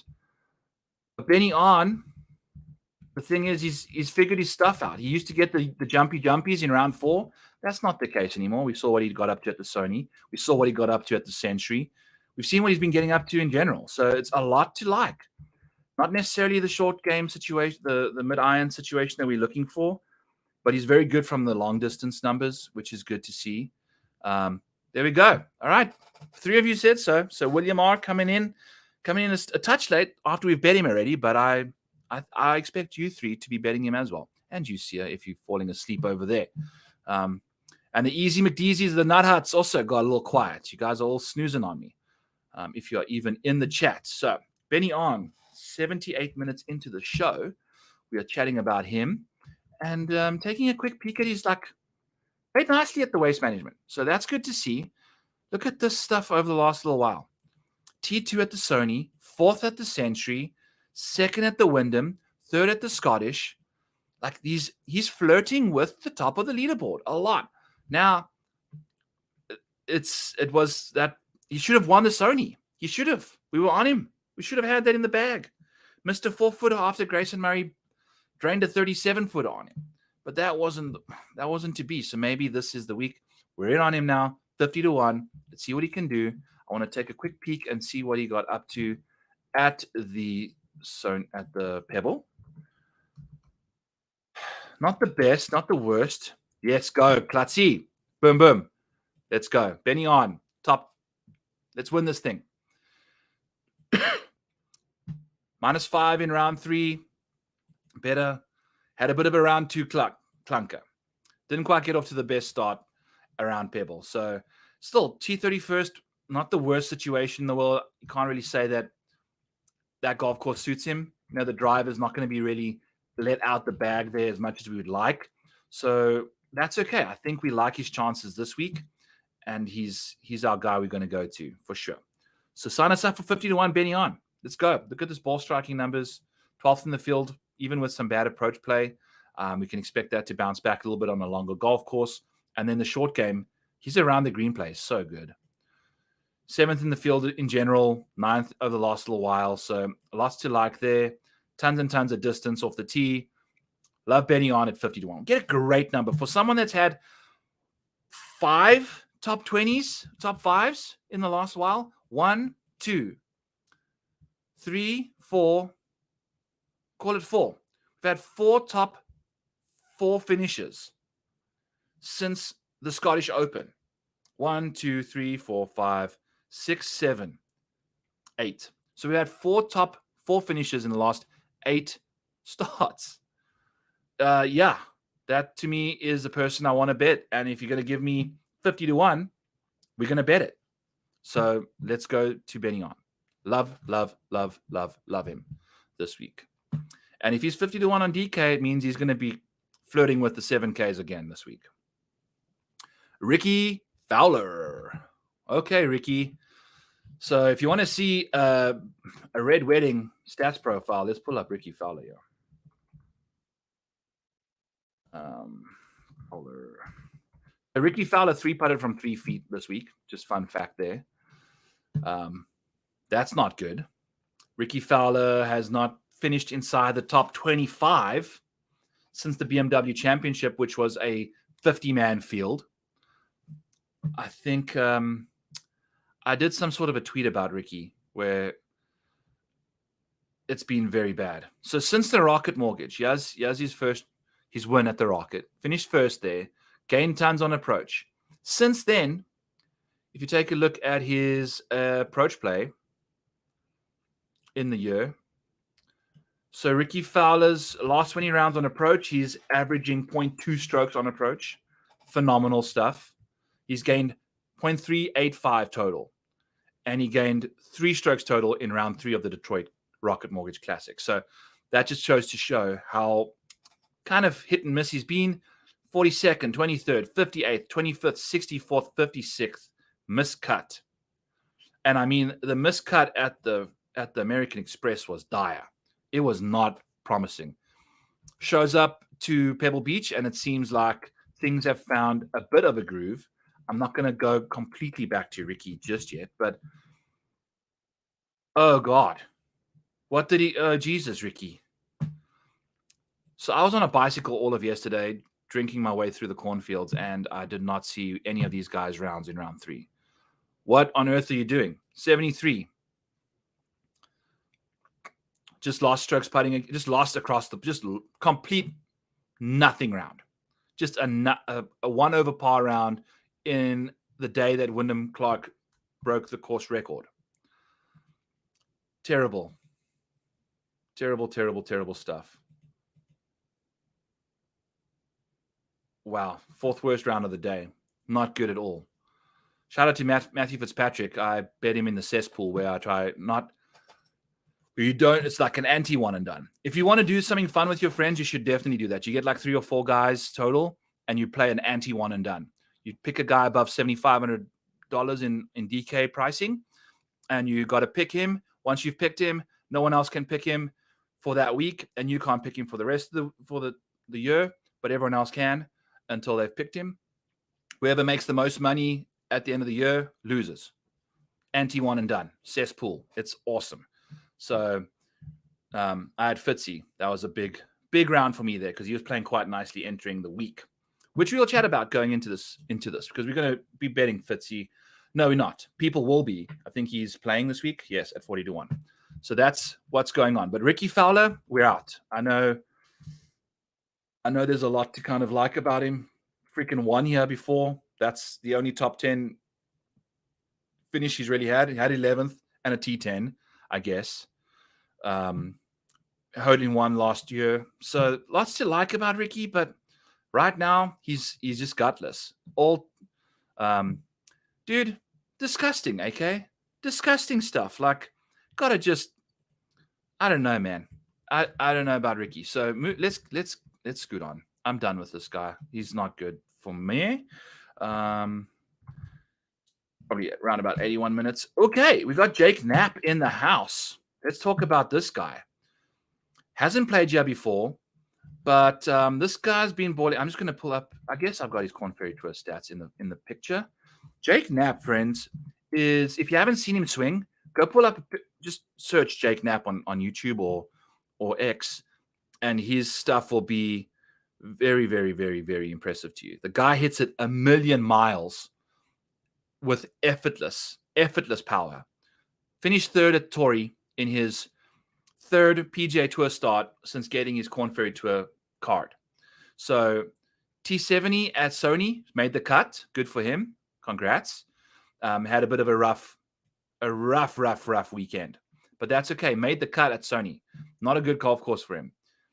Missed the cut at the American Express. Like, completely imploded. And then at the Farmers, he finishes third. So this guy is hit or miss, it seems. A classic Korn Ferry Tour profile. If we take a look at what he got up to on the Korn Ferry Tour, a lot of green. I mean, he finished fifth at the Lecom Suncoast Classic, gaining 8 strokes in round 4. So this guy can get nuclear at any given moment. I think a golf course like this can kind of suit that kind of profile. Seems like his around the green play is of the more consistent area of his game outside of his tee play. The approach play can come and go. So I'm not entirely sure what we're going to be getting from this guy. But let's take a look and see what his price tag is, because we could find some really good value on him. Yeah, he's 200-1. 200-1. I don't necessarily know. He's got immense distance. I'm going to pull up his data golf thing. It'll do a better job of really showing you who we're dealing with here, because he's so fun to talk about. And I think Jake Knapp is going to potentially, I don't know if he won on the Korn Ferry Tour. Let's take a look at his career summary. Yeah, he won once, I guess, on the Canadian Tour somewhere. So good for him. But his last 25 starts, he played pretty nicely on the Korn Ferry Tour. Came into the year with some really good form. Tons and tons of top 10s. So definitely a top 10, top 20 bet would be looking good. It's going to be an interesting situation. But look at this distance. Like, his distance is incredible. Like, gaining 32.6 yards on the field. So if you get a course like this where you can just unload and just hope that you could carry most of the issues that this golf course presents off the tee as well. There's going to be desert inevitably that finds him, but maybe, he's going to be close enough to deal with it. So at 200-1, maybe what you call it plays a bit better. FanDuel gives us better odds. Nick Dunlap finished last at the big boy event. Yikes. We were saying that. Copley, looks like Nick Dunlap Jr. Hopefully TG Tour Junkies Pat isn't watching. Yeah, I think Tour Junkies is probably on the way to Arizona, aren't they? But all Dunnies, the Dundies, not good. Not good at all. Not good at all. But also, you know what? He's back in his first tournament after winning. Congrats to the guy. He's got 2 years to kind of get his stuff together. Who the hell knows what's really going to happen? What time do we start speaking about Jake Knapp? Let's say 84 minutes, 85 minutes. Nick Dunlap, I don't know. Brendon Todd, also. This is the thing with Brendon Todd. 26th and 10th in strokes gained, round 1, round 2, 115th and 96th in round 3 and round 4. So to me, that's not someone I want to bet for a first to win a tournament. The guy just does not have it over the weekends, and we've seen it multiple times. I don't know if this golf course even suits him that well. I don't know. I don't think I'm going to really be speaking about him for much longer than we need to. So we'll leave Brendon Todd alone here. Move on quickly. Spoke about Jordan Spieth already. Let's chat about Tom Kim 90 minutes into the show. And I bet Tom Kim to win here last year. Last 24 rounds, he's got the 6th best strokes play on approach. So that's looking good.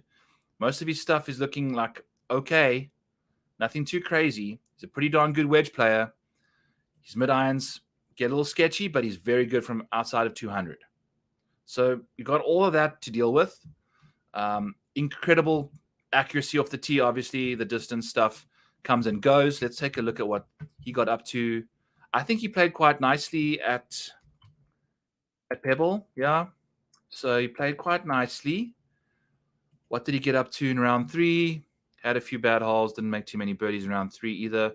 Round 2, sorry. On the Spyglass course, incredible round of golf. Solid stuff. Round 1, not the best. So Pebble didn't quite suit his eye compared to Spyglass. Interesting. But I like Tom Kim. I don't know if we'll bet him, though. What is his number to win this tournament? 40-1. He's 40-1. This guy's won 3 times on the PGA Tour. When he wins, he's done it on these random courses like Wyndham and Shriners. Maybe Shriners is not a terrible comp for this golf course. I don't know. I'm still trying to figure it out. That's why we're here. I'm going to have a quick sip of water again. I'm getting a little parched. T50th because he had... So the funny thing is they had Tom Kim on the walk and talk, I think, after they had the Farmers Insurance. They did the walk and talk with Tom, and he knocked it to like 4 or 5 feet for eagle on one of the par 5s, and then missed the putt. And then that was when the whole world came falling apart. The walk and talk was on in this round, and it's just completely disgusting to see. Lost a ton of strokes off the tee, just not good. Played nicely at the CJ Cup, which was at Congaree in 2022. That's good to see. Won the Shriners and really hasn't done much since. So that's the problem. Finished 2nd at the Open Championship, 6th at the Scottish. So he's got like this upside that can absolutely just go crazy. 8th at the US Open. He had a good major year. 2 top 10s at the US Open and the Open Championship. Yeah, and a 16th at the Masters. Wow, Tom Kim. PGA Championship, missed the cut. Okay, whatever. So he had 3 top 16s in the majors. Okay, Tommy, we see you. Hatton is not on the PGA Tour anymore, Crypto Don Juan. He's out playing for Liv now. So he's done. He's done on the PGA Tour. He's playing with John Rahm now. So RIP to Hatton. But yeah, I don't know. Tom Kim, I thought I'd find a bit more inspiration from him. The putter has been letting him down a bit. Putted incredibly well here until they broke him on CBS. The off the tee numbers could be better, but that was just one. I think he hit his ball in the water multiple times, blah, blah, blah. It's just been like what? But the iron play has been pretty darn solid until we get to this year. Like, he hasn't done anything with the irons outside of like how he ended, I guess. Not good. What was his iron situation? Very mediocre. So yeah, I guess I owe Darborough a case of beer maybe or something. I'll chat to him. But he was going to give me a case of Keystones if Tom Kim finished 16th, which he was looking to kind of get into. You know, you never know what he got up to on a Sunday. But yeah, Tom Kim not quite riding us home. You want to chat about Harman? All right, let's find, is Brian Harman playing? I don't even know if he's playing. Let's take a look. I don't know about this golf course for him either. And especially after playing in the... He is playing. All right, let's talk about him. 94 minutes in. Obviously, Brian Harman's going to be a guy that you want to play at more positional type of golf courses to kind of reward his accuracy. That's his thing. But he plays easy course as well, so he can load it up. But the approach play for him has just typically never been the best. His best numbers are coming out of the rough. For some reason, he plays very well out the rough. I don't know why. But his approach numbers, nothing really ranks much better than 64th out of any proximity bucket. So that's not ideal, but not the be all end all. He can putt extremely well. He can putt lights out any given moment, but hasn't really. I don't know about Brian Harman. Maybe we deep dive him a little bit better and kind of get a better feel for him, but he just hasn't really had it since we kind of he won the Open. It's just been a little bit of a rough situation for old Harman. Fifth at the Century, fifth at the BMW, I guess. So he's popped once or twice. But all putting. When he putts well, he putts well, and that gets him inside the top 5. Gained 7 strokes putting at the BMW, gained 4.7 at the Century. So he's been putting nicely. The Sony putted quite nicely as well. Gained 7.7 strokes putting at the Sony. What just happened? So somebody that's typically pretty reliable off the tee, so he gained 7.7 strokes putting at the Sony and lost 3.2 off the tee that week. Finished 18th. Wow. What on earth is going on there? Let's take a look at his Waste Management Phoenix Open course history. Nothing better than a 14th in 2022. The putter has shown some life, but not consistently. And since 2021, his putter is averaging half a stroke on the greens. So he doesn't go nuclear, but he is kind of putting extremely well right now, and typically gains tons and tons off the tee over here. So he's an interesting character. What is he's 40-1. Got a lot of these guys 40-1 right now. I don't know, Crypto. I don't know, my buddy. I don't know if I'm going to go to him. The driver is very interesting. Very, very interesting. The putting has been great. The driver and the ball striking just hasn't been there. And I feel like we've got to see a bit more of that before we really want to pull the trigger on him kind of going into the week. You know, like he hasn't really opened up the season all that well. Played very well in round 1 on approach at the Century, and that's about it. So I don't know. Not a lot to like. I can see if you're kind of a Brian Harman guy, you can go back to him, but I'm out for now. I don't know. At 40-1, it's a very fair number, I guess, for someone like him.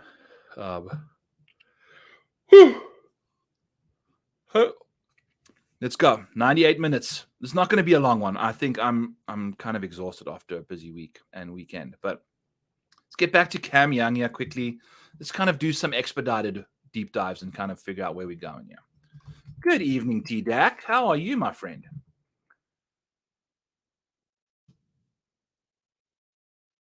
Good evening, Byron and fellow degenerates. I'm guessing we're never getting good JT odds for a while. Oh, wow. Bet Rivers paid Clark outrights made after. God bless those people's pockets. Good for them. Interesting. Would never have expected that. That's very generous of them. I think that's a great marketing campaign too. So good for them. Wow. I never made those bets because I got in after. I got in afterwards and kind of figured that I was too late to get those monies placed for a tournament that was likely not going to end or would end, and so be it. Cameron Young, let's dive into his situation. This guy.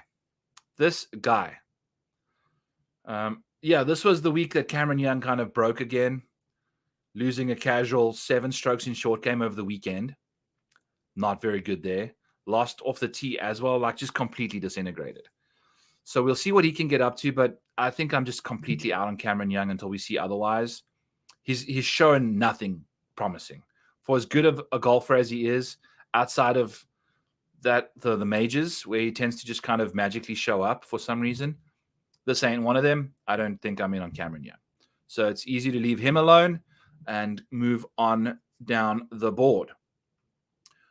Where were we?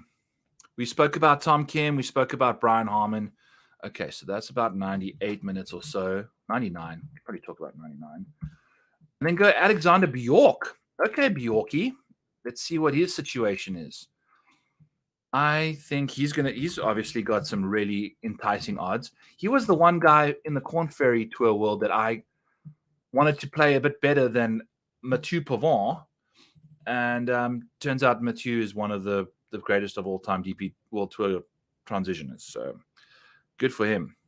Bjork is currently not even, he's probably spelled weird. So let's figure out here.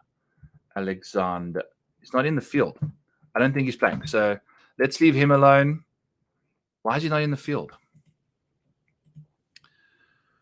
Let's take a look here.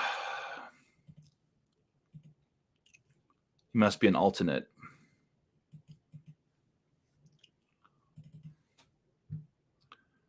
Yeah, second alternate after Victor Perez. Okay, I see now. I see. All right, we'll leave him alone. We'll move along. Go to 101 minutes. We talk about Matthew Fitzpatrick. So he's got great course history. He's probably just going to want to scramble his face off here. Very good long iron player. I understand. Good for him. Not a very good wedge player. That's why we kind of really faded him going into Pebble, where we saw a lot of shots from 100 to 150. Gets progressively better the further away he gets from the golf course. Further away he gets from the hole. And let's take a look at his stuff. Played disgusting in round 3. Thank you so much. We really spoke about that. Fitzy, I'm curious to see his course history here. Very interesting because it looks like it really likes what he's got up to at this venue. Obviously won the RBC Heritage. We know that. 9th at the Memorial, 20th at the RBC Canadian, 17th at the US Open. All things that are promising back in a long time ago. But his general game has just been a little bit lackluster over the last little while and very inconsistent. I think that's his problem. So the BMW Championship, he finished second, putted his face off, gained 7.6 strokes putting. Since the year has begun, the Century, he, on approach, lost every single day, not good. Gained at Waialae for the first time in the year and missed the cut there. So that wasn't very good. When you take a look at what he got up to at Pebble the last little while, what was his issue? Just everything. The putter started going on him. It was mainly in round 3 that let him down. He played really nicely in round 1. Round 3, disaster. This is what you get from Fitz. It's like he's got these rounds that just completely blow up. Like the Sony lost 2.6 at the Century, lost 1.3. Fitz is a world-class golfer. For some reason, he just can't figure it out. Played at the Waste Management Phoenix Open twice in the last 2 years, 10th and 29th. Very solid stuff. Not surprisingly, in the 29th place finish, he gained 5 strokes around the green. Jesus. Lost on approach, 1.25. Not the best. When he played here in 2022, we saw him gain around the greens again, 4.2 strokes. Oh, that was on approach, sorry. So he's done it all here. Was pretty neutral, pretty good, I guess, with the putter. I don't know. That's the thing. This guy just does whatever he feels like, but the off the tee numbers will be good for him. Obviously, he's worked on that a lot lately, getting the distance up there. But Fitzy, I'm just out on. I can't do it. And the fact that he is likely a 40-1 option, I can't do it. Aaron Rai is making his way into the field here with the 3rd best accuracy in the field. Pretty darn good out of the rough from 150 and out for the Rai guy. But nothing else really to write home about. Some solid play from 150 to 200 in general. I can't say that I'm overly thrilled about his outlook this week either. So maybe we just kind of do a quick little pass on him and Someone that is more interesting is probably Beau Hossler. We'll quickly just look up Aaron. Aaron Rai probably going to take a little long. I got no Aaron Rai. He's going to skip over him. Hossler instead. Talk about Beau baby, Beau Bichette. So fun facts about Beau Hossler. T17 here at the Waste Management Phoenix Open in 2018, and has not really done much better than a 39th, miscut, 66th. Ugh. He's this guy that I also just don't trust. Ooh, 14th last year. Had that round on a Sunday. Yep. Take a look at that 6.83 strokes gain on a Sunday when he had no business being in the mix. So that's Beau's situation. And he's one of the guys that also fantastic competitor. No, fantastic golfer, horrible competitor. Farmers Insurance just was averaging 1.83 strokes per round, first 3 rounds, kind of not nearly enough to get himself in the mix. For Showdown, I do a clutch factor, which means that it takes guys' strokes gained in round 4 after they've gained 9 total strokes through the first 3 rounds. Because if you've gained 9 total strokes through the first 3 rounds, 75% of winners have gained that amount of strokes through the first 3 rounds. Doesn't mean that everyone that's gained that obviously is going to win, but not 75%, 3 out of every 4 winners gains over 9 strokes through the first 3 rounds. So Beau only got 5.5, but then had a crazy good round in round 4 to get himself to a total of 9 total strokes for the week. So that's what his thing is. If you take a look at what Beau does, if we find some rounds, like check at the Zozo Championship, Beau gained himself 9 strokes total through the first 2 rounds and only gained himself another, basically a stroke in the next 2. Couldn't quite keep his foot on the gas over the weekend. Lost to Colin Morikawa, finished 2nd. So now Colin was so far ahead, he probably could have, it is what it is. It's a very weird situation. But the fact that he just couldn't keep his foot on the gas over the weekend after a good start. Check it out. Shriners Children's Open. 8.8 strokes gained in round 1. Following day, loses 2.25. Just doesn't get it together. So the next 3 rounds after gaining 8, he gained a total of 0.4. That's the problem with Beau. Sanderson Farms, playing nicely to start off, has one or 2 duds over the weekend. All of this stuff is Beau Hossler's pedigree. It's a complete disaster. Every time he's playing nicely, let's try to find another good finish for him. He has a T10. Take a look at his strokes gained at the Mexico Open.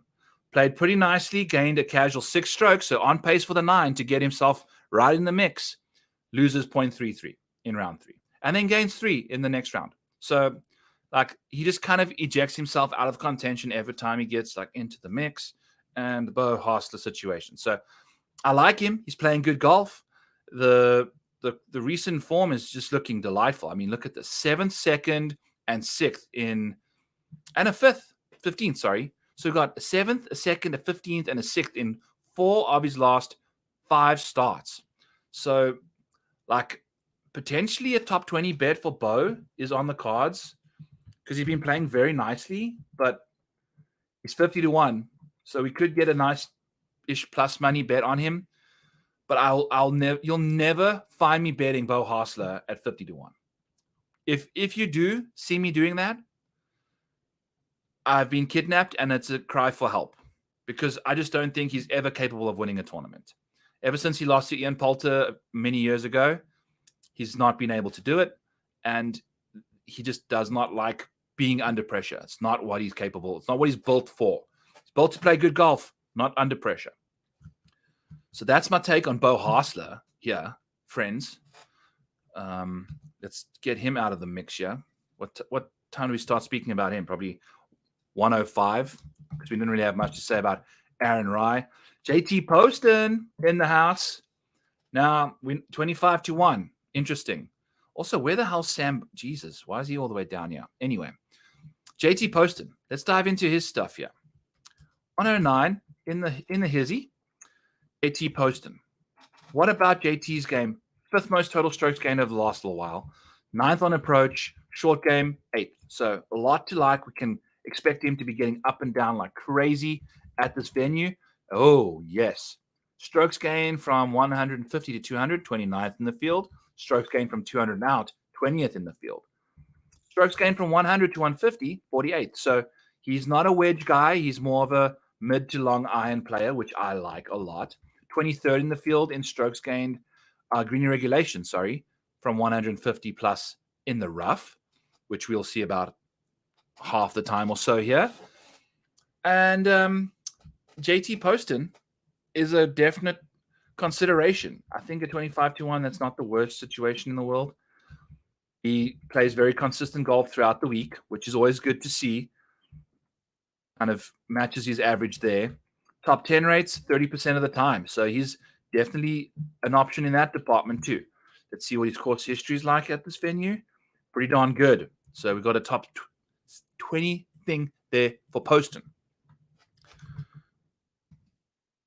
Let's see. Missed the cut in 2023, 23rd in 22, 11th in 21. So he's finished pretty much inside the top 40 pretty much every time he's played and made the cut. So that's good to see. Has just one or two bad rounds every now and then. We ain't going to be getting a top 40 number on him at all. So that's unfortunate, but good to know. As we've seen him play over the last little while, we've got a 11th, a 6th, a 5th, and a 3rd in 4 of his last 5 starts. So that's what JT Poston's up to. Did he played this week? I wasn't very high on him going into Pebble, and that, the wedge situation for him wasn't 20th. Cool. So, yeah. On the week, lost on approach, gain putting. That makes tons of sense. That's what JT Poston does. That's how he wins or plays good golf. So, yeah, I don't know. 25-1, JT Poston. I feel like a top 10 bet maybe is in order. I don't know. Why? Did I take a drink even?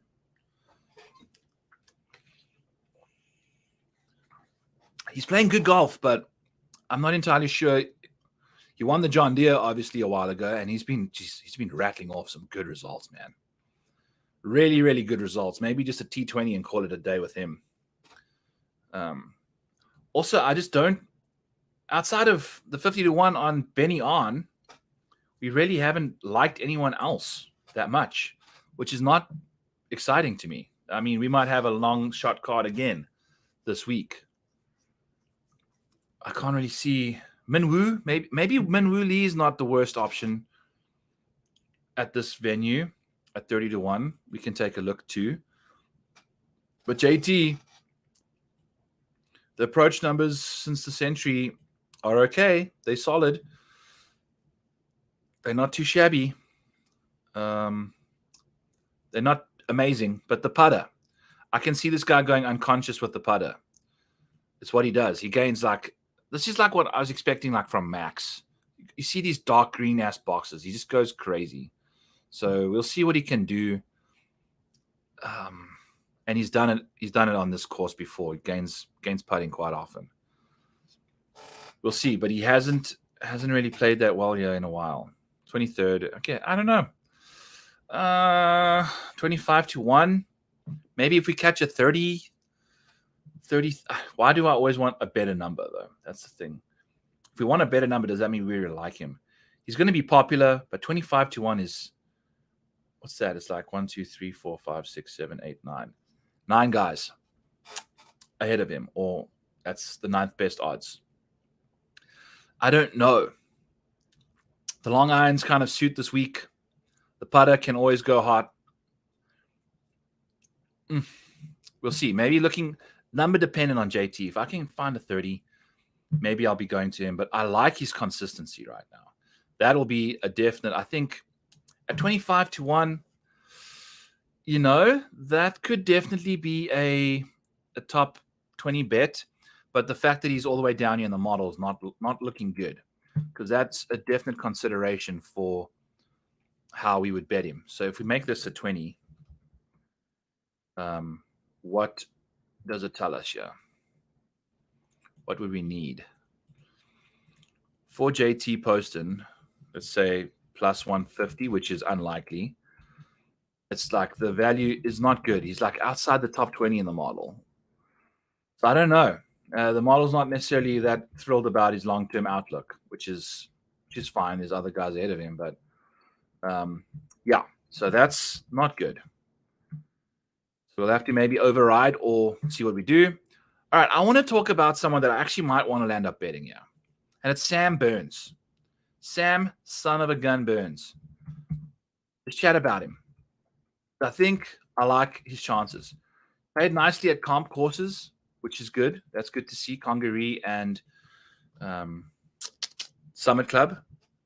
Burnsy. I've been betting him. He was looking just fine going into this week as well. If you take a look at Pebble for Burns, he was 10th. And it was mainly the last 2 rounds. He got off to a slow start.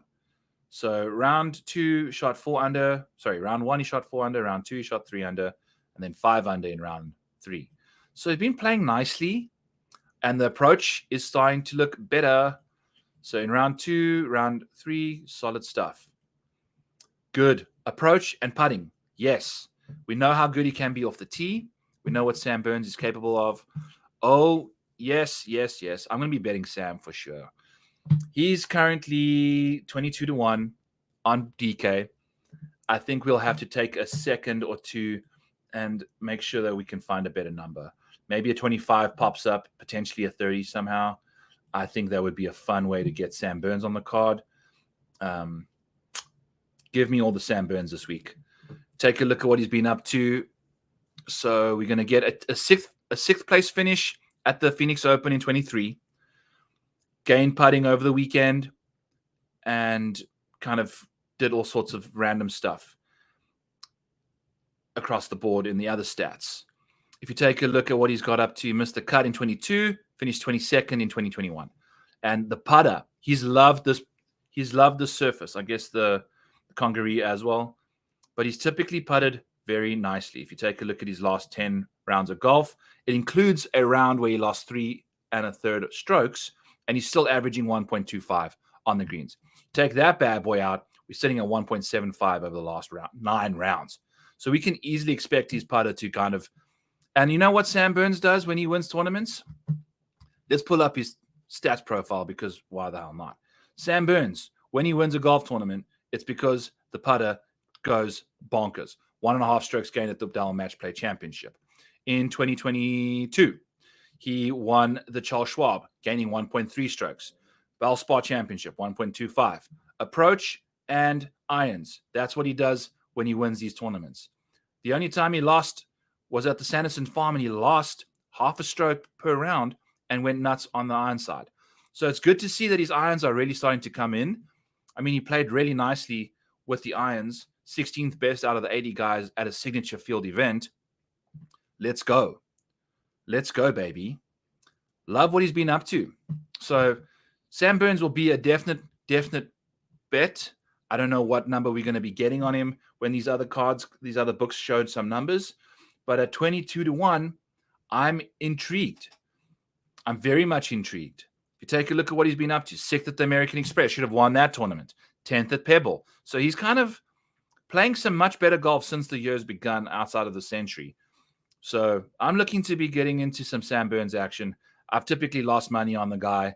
Betting him to try and win, I can never quite get it together. But I kind of fancy his chances at this price tag and the kind of form he's in at a golf course where his putter can absolutely neutralize just about anybody.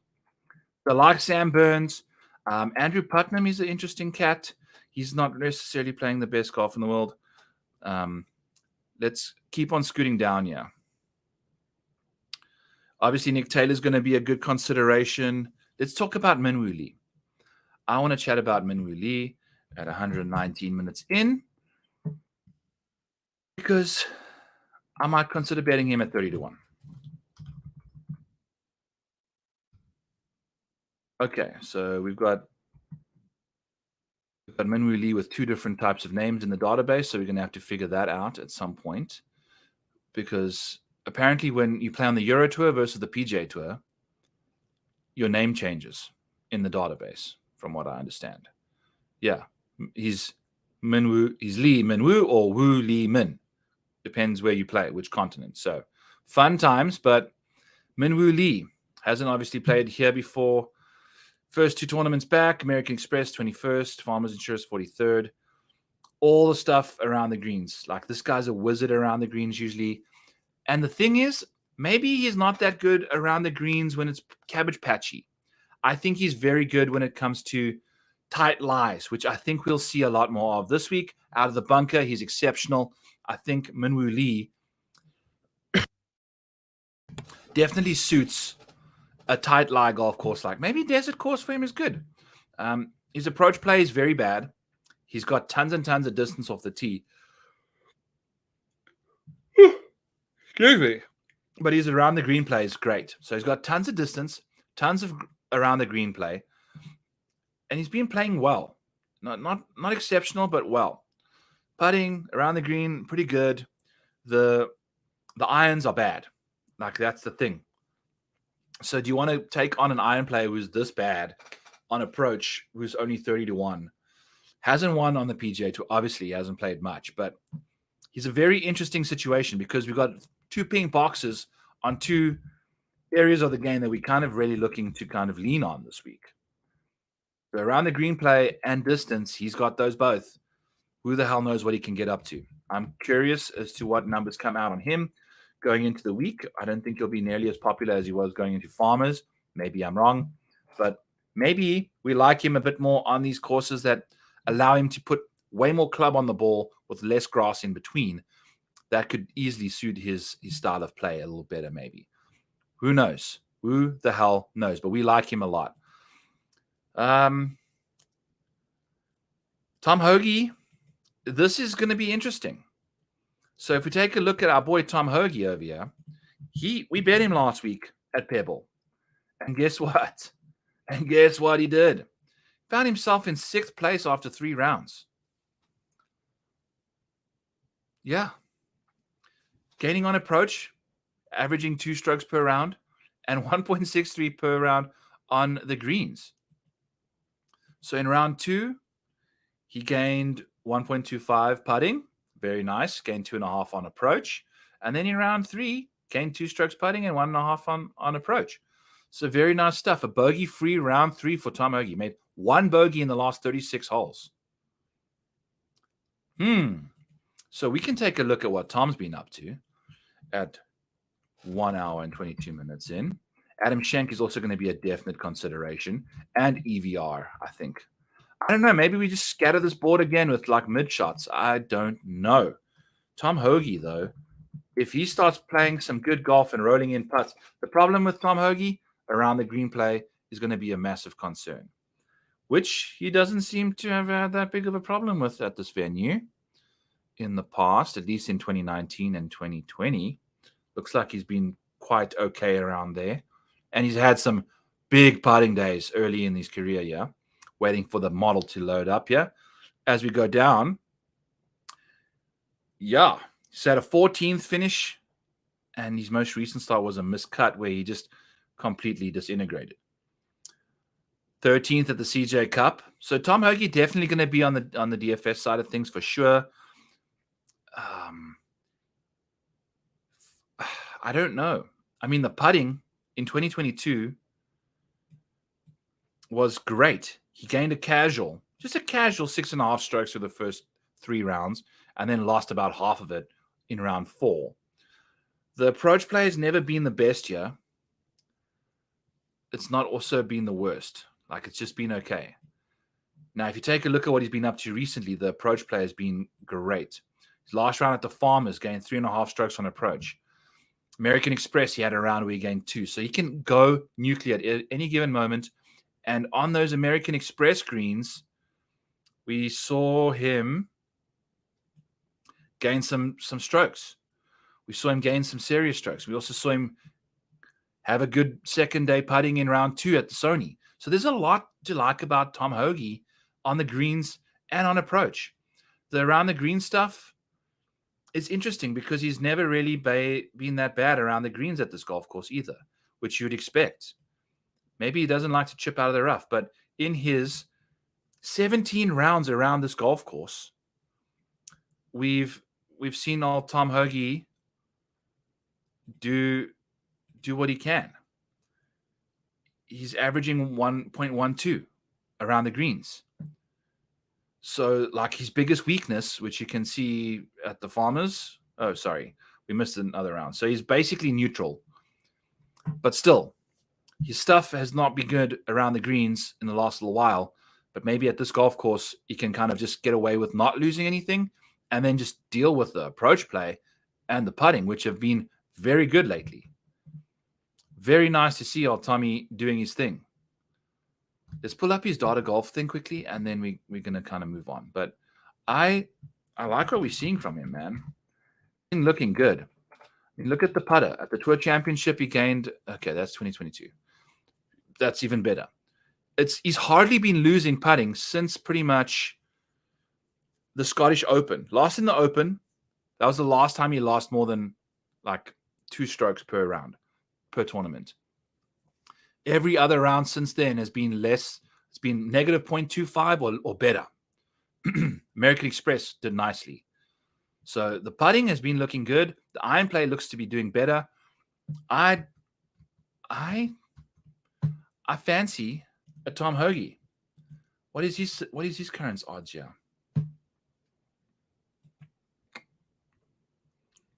Tom Kim. Oh, he's scrolling. This is looking good. Oh, baby. Why 150 to 1?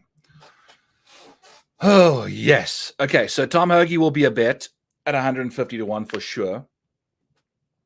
I think, oh, yeah, Baba. You know what we're up to over here. 2 hours we're in, and we're speaking about Tom Hoge and the fact that old Tom Hoge is doing his thing around the greens, guys. So how are you doing, Gendo? Do this every Sunday night now. Kind of, it forces me to get the model filed up. Otherwise, I'm doing it last minute thing on a Monday. But yeah, we've been going at it for 2 hours. Had some fun people in the chat already. People have come and gone. Feel free to deep dive and name if you're in the mood, or just hang out. Good to see you in the chat, buddy.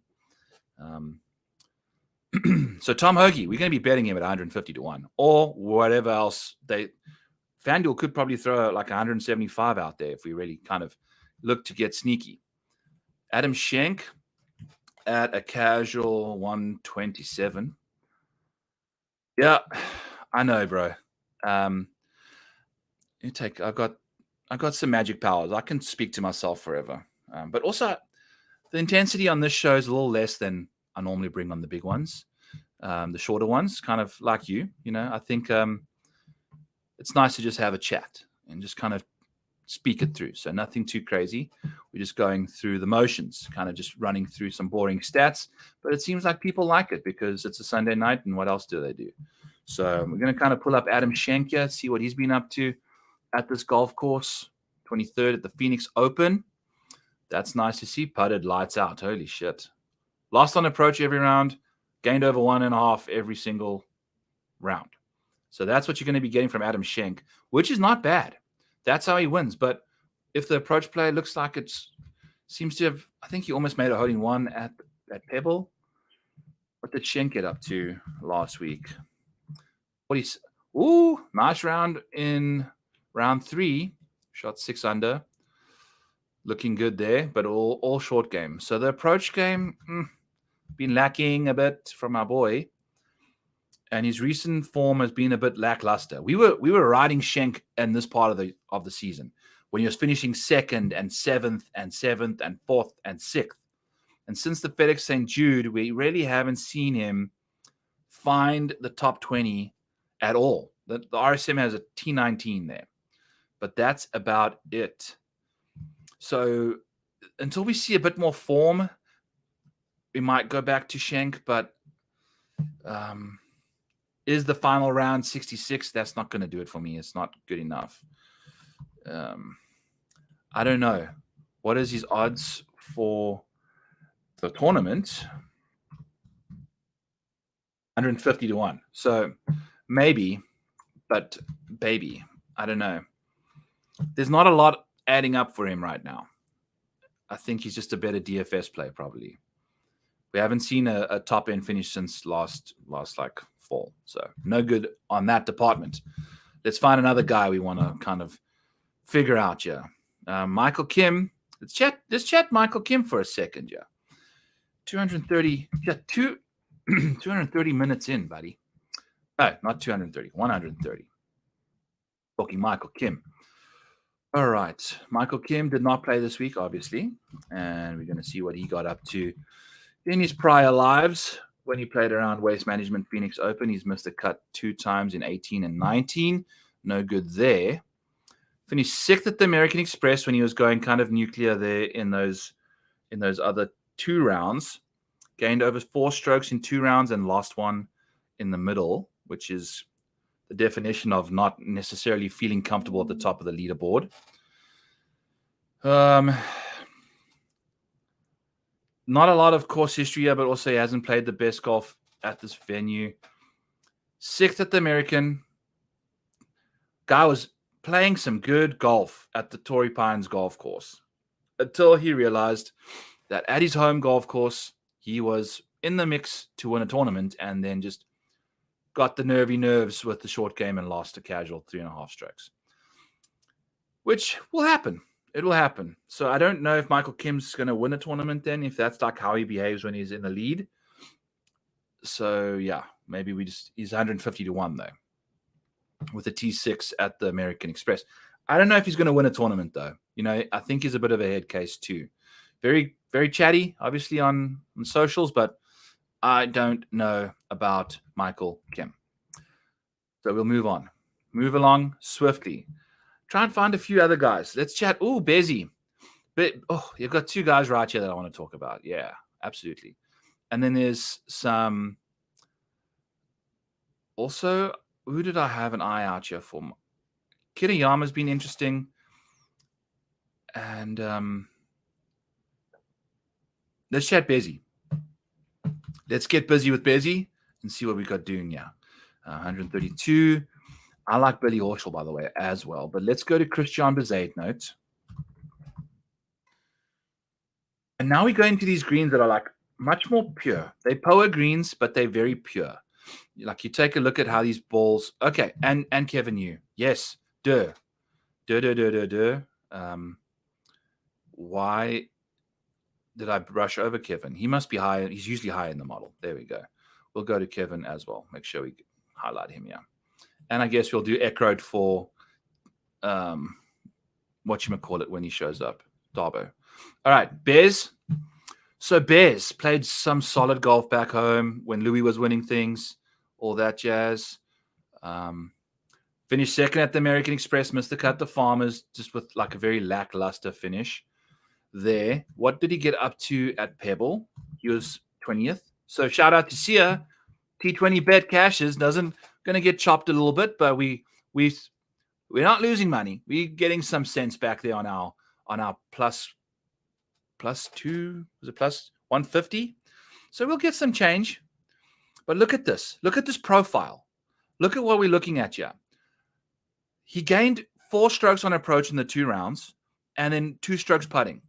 So Bezzy's starting to do some stuff with the irons. Look at the holes he gained and made birdies.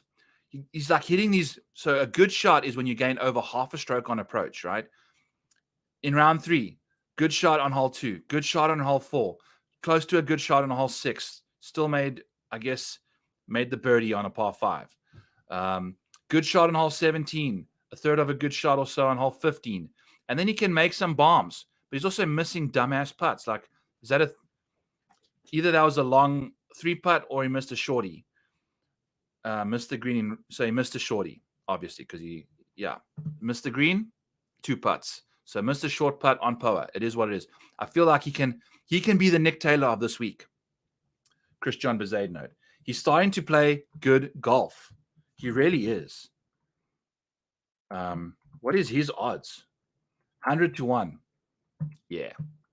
I'm gonna be back on him again. I don't know. He's starting to show a bit more life. He's won on the South African circuit many, many times. And after the T2 and the putt he made to basically almost ensure that he would be in a playoff. Had Nick Dunlap not played like Super Saiyan mode, I think we're in good shape. So, my boy Bezzy's looking mighty fine going into the week at 100-1. Potentially, FanDuel will drop us like 125. We jump on that. So sign us up for Bezzy in that department. And then we'll go to Kevin. We're going to jump around you a little bit. Kevin University. All righty. So 124, 134 into the mix. Kevin he played this week. And I think if we look up his Pebble Beach stats, god damn, I think I heard DJN75 speaking about him in his round 3 stream where he gained like 2 strokes on approach and lost 2 strokes putting again. So that's what Kevin does. And typically he's been doing a much better job at putting lately anyway. But just, I guess, when we play him, didn't quite work out. So Kevin, look at this. He lost 6 strokes. This is the thing. This is the thing. Finished 58th is what it is. But holy shit did he suck at putting this week. And it was just like mid-range misses, it seemed like, for the most part. Some big ones, but for the most part, just leaking fluid, not getting them in. Look at the green in regulations. He hit 17 greens in round 2, and then he hit 15 in round 3. Jesus Christ. How do you hit 15 greens in one single round and shoot over par as a professional golfer? Fuck me, James, Kevin, Bob. I don't know, man. What on earth is going on? So that's just delightful. So what is his odds are probably going to be, it's Kevin Hughes odds right now. Oh, 150-1. TDAC?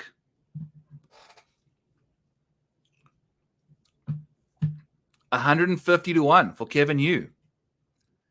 Yeah, let's take a quick look at the rest of his stuff, because if you just ignore, how are they dropping 150-1 number? This is for the waste management. He's right there by Tom Hoge. So this guy's just finished 3rd and 6th in the last little while, gaining on approach, I believe, for the most part. Yeah, averaging just shy of a stroke, putting pretty nicely, and this guy's got launch codes off the tee box as well. Like this, the off the tee numbers is always good for him. So the rest of his game is finally showing up a bit. And I don't think Pebble Beach is a good golf course for him. And the guy still hit 1 million. He missed 4 greens. He missed 4 greens in 2 rounds of golf. And I think was like 1 million over. Still, what did he do in round 2 shooting wise? Oh, God. 4 under. Okay, 4 under. So he was 3 under par and only missed. Gosh darn it. Yeah. The fact that he's finished 58th on a golf course that these greens are not remotely close to what we're going to be getting this week, give it to me. Give so much, dude.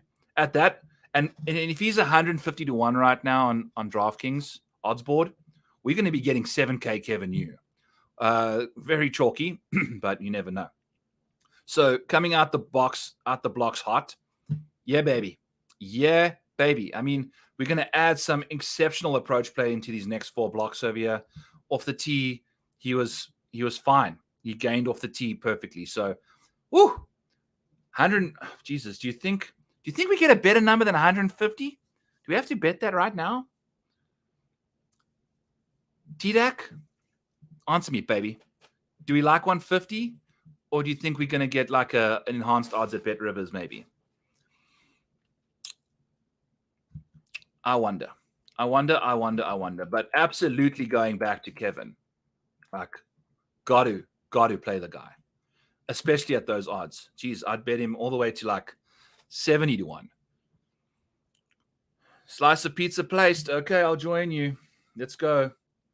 I feel like, what's really the difference at the end of the day? I don't think we're going to get like a 200-1. 150-1 seems very wrong. All right, hold on, people. I'm busy placing a bet here again. Kevin Yu, 150-1. Slice of pizza. What kind of price do you pay for a pizza? How does $4.44 sound for $670 return? There we go. All right. At 150-1. What does 555 give us? Ooh, baby. What? Fuck it. 555 placed. I'll place a beer on it there. I typically try and return the same amount for each bet, but I'm kind of getting a little carried away on the stream. And 150 to 1 seems like a very, very, very nice number. I don't think we'll get much better than that after things come out tomorrow. Woo! Let's go. Let's go. Kevin, you on the board. Let's chat about Billy. All right, let's dive into some Billy Horschel, who I'm optimistic about. I really am. He hurt me at both of his last two starts since coming back. But we can expect some good stuff from him. We can expect some good stuff from him. Just looking at his finishes over on the Euro Tour, yeah. We got top 20s just in abundance. The Sony Open. That's the thing. He led us in at the Sony Open, finished 18th. Solid round 4. Charge up the board there. I was on him at the Sony, finished 18th. Good stuff. Then I got heavy on him at the American Express, played him in the third of my lineups, missed the cut. Then I got heavy on him again at the Farmers where he's played okay. Missed the cut. But now, folks, take a look at what Billy Horschel's got up to at the Waste Management Phoenix.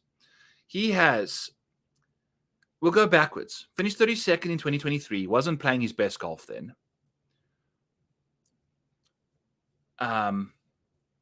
Putted nicely. Putted very nicely. Then in 22, 6th. 2020, 9th. So he was a first-round leader, obviously, I guess, in round 1. Holy cow. Came out the blocks hot. So he does his thing at this golf course. I love Billy Horschel as a DFS play for sure. I don't know if he's going to win. Finished 4th at the Wyndham. Mr. Qatar Sam went played some good golf over in Europe again. Came back, T18 at the Sony. So there's a lot to like. He's played nicely at this golf course before. That's what he does. Putts lights out on this venue. What has let him down when he missed the cuts in the last one? We don't like this is the thing. Just like a million rounds of golf with no data. This makes me want to shit my pants. So we don't know what he did, but it is what it is. So anyway, we like Billy Horschel. Billy Horschel is 150 to 1 as well. Hey. Why are we looking at these guys so far down the odds board? I don't know. I don't think Billy's going to win. That's the thing. But I think he's going to play well. I think we can chalk him up for another top 20. So that's kind of where I'll probably be leaning on him. Maybe a top 40, but he's all the way down here on my board. I might do a maniac override. Okay. This is going to be the shortest stream of the ones we've done so far. Because I'm exhausted again. All right, so Lucas Glover, I don't know. Let's see. So what time do we start speaking about Billy? At an hour 40. Hour 50. Hour 40. What is 2 hours and 23? 120 plus 144. Okay. Let's talk about Billy Horschel at plus. 140. If I don't have it in order, it kind of gets all over the place. So that's the problem we're dealing with here. Okay. Let's see. Ben Coles is an interesting name as well. Let's do Austin Eckroat instead. Austin Eckroat at a casual 143. I just don't know about Austin either. The fact that he's that bad of a putter is concerning to me. Can't be that bad of a putter. Here. Got to make enough putts. Of course. Last time he played at the Farmers Insurance, he gained 1 million strokes putting. Interesting. And the approach play kind of left him. But he's typically a good approach player, isn't he? What on earth? What is his profile? What is this guy's profile? Yeah, he's a very good mid-iron player when it comes to good shots. Hits a lot of good shots from that range. Strokes gained is a massive drop-off. But long irons are good in both departments. Very good out the rough from far away. I like it. Accuracy off the tee. Good stuff off the tee. Jesus, he's been putting well, eh? What on earth? Isn't this guy like typically a good iron player? What's happened to his irons? Like, I don't know. He went through a phase here from the Mexico all the way to the Charles Schwab, where he's even deeper than that, till the US Open. He was like balling out on approach, averaging 0.8 strokes, and then just kind of what on earth has happened? What has happened since then? So that got very bad after the US Open. Kind of lost his plot, and then once the RSM rolled back around, things got better, but very sporadically. So not good. Not good at all. Still gaining, but also very inconsistent. So what is happening with this putter? Geez, like he's gaining about just shy of a stroke putting in 9 rounds in 2024. Finished 64th here. And this stuff is upside down. He lost 7.8 strokes in the final round of the 2022 Waste Management Phoenix Open. That's not good. That's not good at all. Shot a 78. Good job staying out the 80s club. So, yeah, I don't know about him. I'm out on him. Can't do Eckroat yet. What is Lucas Glover? Why do we have him start up? Nothing really, eh? I think his putter has kind of left him again. So we'll leave him alone. Let's do Ben Coles. And by the way, Matt Kuchar is not going to be a bad, like, cash game play at all. If I remember his course history, is pretty darn good. Okay. Ben Coles. Off the tee. Okay, this is not who I thought. I was thinking like more Jake Knapp or Jacob Bridgman. Got a whole bunch of random guys, yeah. But he won multiple goal. I'm losing steam, folks. I am losing steam, yeah. Played nicely at the Bahamas, whatever. That was a while ago. Hasn't really done much. Okay. Ben, I think he's a first-round guy, though. If I would say something about him. So the Sony gained 4 strokes in round 1.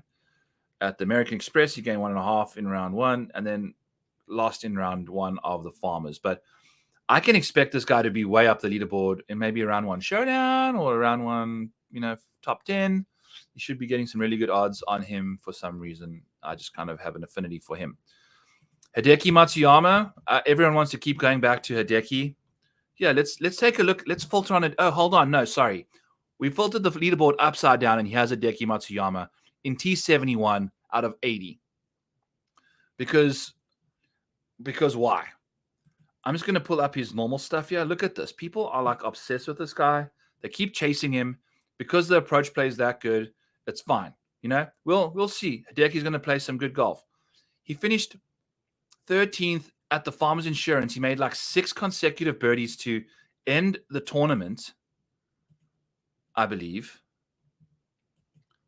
Like, this is where you want to hitch your wagon to. Oh, it's not going to show us. He made a hole-in-one.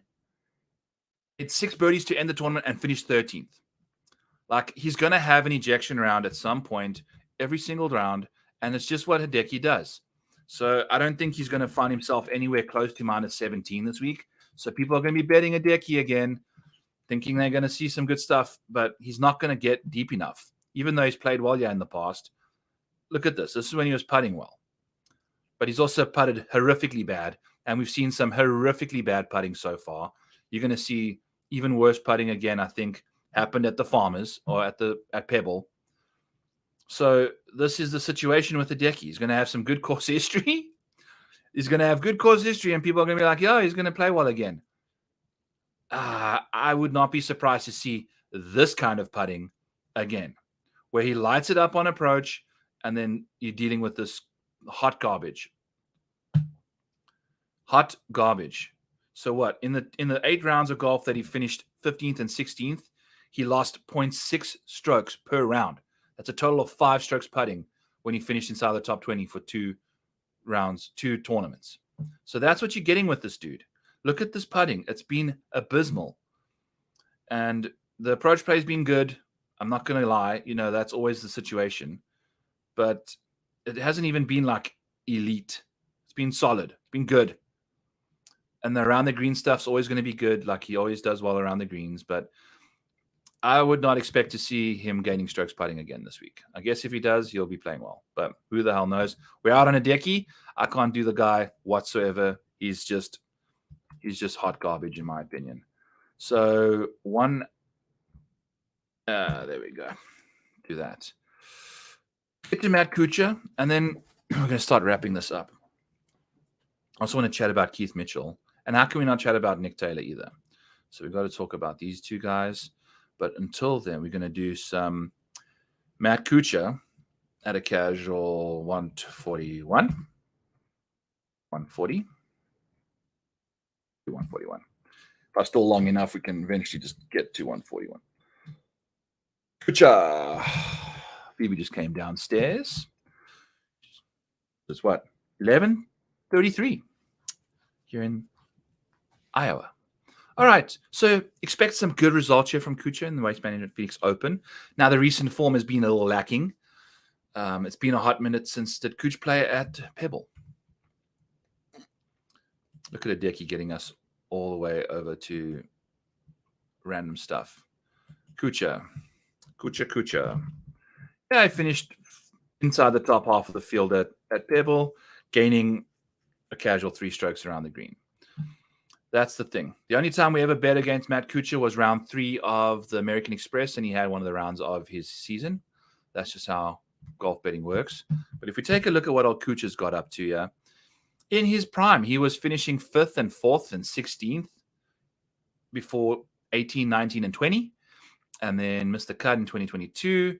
But he also finished 32nd here last year, and he lost on approach in every single round. So that's what you're going to get from Matt Kuchar. Take a look at what he's been up to. Missed 2 of his main cuts to start the year. No good. So I typically like Kuch, but when he's not playing the best at a golf course that he's played well at in the past, it makes it a 50-50 decision for me. I'm not going to bet him to win, but he's 200 to 1. So we're going to get him in the 6K range for sure. I'm just looking at Kevin Yu there at 150 to 1 and wondering, what can this world do for us?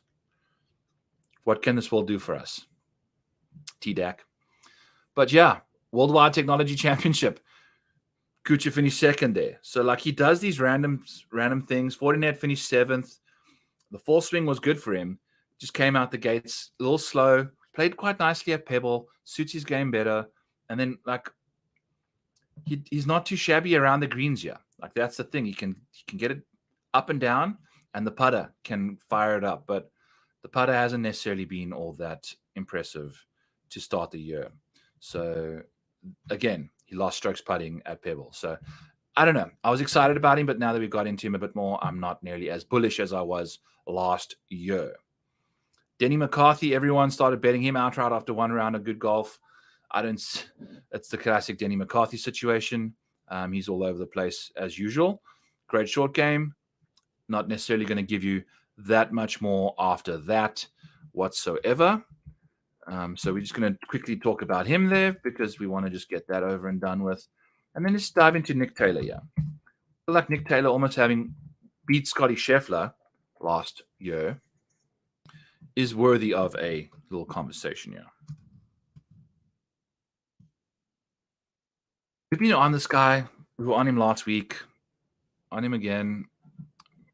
Just like trying to catch lightning in the bottle, which obviously happened at the RBC Canadian Open, where he beat Tommy Titswood. We can never, ever get his foot across the line. He's never played well yet. His best finish was a 49th with multiple missed cuts, and then last year, 2nd. just completely dialed that up on the greens, gaining a casual 7.3 strokes. And in the short game department, he gained a casual 11.74. So almost 12 strokes in the short game department. And if you take a look at what the putt has been up to this year since the century, been pretty consistent, been not too shabby, gaining a casual 0.9 in those 5 rounds since the century. The approach play has been very good, actually, since the century. If we kind of just ignore the century and just look at the last 2 tournaments, even though he missed the cut. But I guess, yeah, that's the thing. We've got a random 2 rounds of golf that he lost 2 strokes total at La Quinta in round 3. So what the hell do we really even know about his game? And I think he played like complete shit at at Pebble. Here he is, yeah, just gaining a million strokes putting, nothing anywhere else doing good stuff. So I don't know. I think he'll be quite popular as the guy that almost won last year, but that's kind of it. Sam Ryder is the other guy I would be interested in just randomly. T31 had a really good, I think, round 2. Yeah, played really nicely in round 2. He's always a good guy to bet for whatchamacallit. If you can bet Sam Ryder in DFS, he makes tons and tons of eagles and gets tons and tons of points. So always looking out for him there. Oh, we also wanted to chat. Oh, look at EVR. 20th. Finished 20th. And I feel like this course maybe suits him a bit better. I know around the green play is not Van Rooyen's situation, but let's take a look here. Oh, okay. I was getting excited about Nick Taylor's recent form there. 50th and miscut. Yep, got all that going for him. Obviously around the green, lost tons of strokes there. Interesting. 52nd at the Sony, 25th at the American Express. Not the worst. Finished, 20th at the Pebble. I don't know. What's Van Rooyen's betting odds, Erik? 100 to 1. Interesting. So Kevin Yu has got better odds, has worse odds than EVR, despite EVR not seeing a top finish. Guess he won the Worldwide Technology Championship, so good for him. I was on him for that one. Hell yeah, let's go. So yeah, good times for EVR. Maybe we just leave him alone there. I don't see it. The around the green play is going to obviously just be cataclysmically bad. So we'll just leave that alone. I think it's not the course for him. Keith Mitchell, let's talk about him too. Why the hell not? But first we got to find EVR here quickly.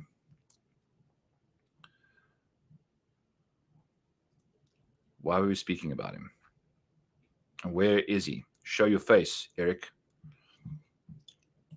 Need to make sure we timestamp your ass into this thing. Time do we start speaking about you? At 155 minutes. Converting. So the thing on my live stream says 2:37. So I have to constantly convert the time from 2 hours and 37 minutes into minutes total. And it's a little extra effort than you have to think about every time you want to do it. Also, we've got to chat about Taylor Moore. We're gonna add a few guys to the list here quickly. All right, so Keith Mitchell. Killer Keith. Not quite the killer that you think he is. But he's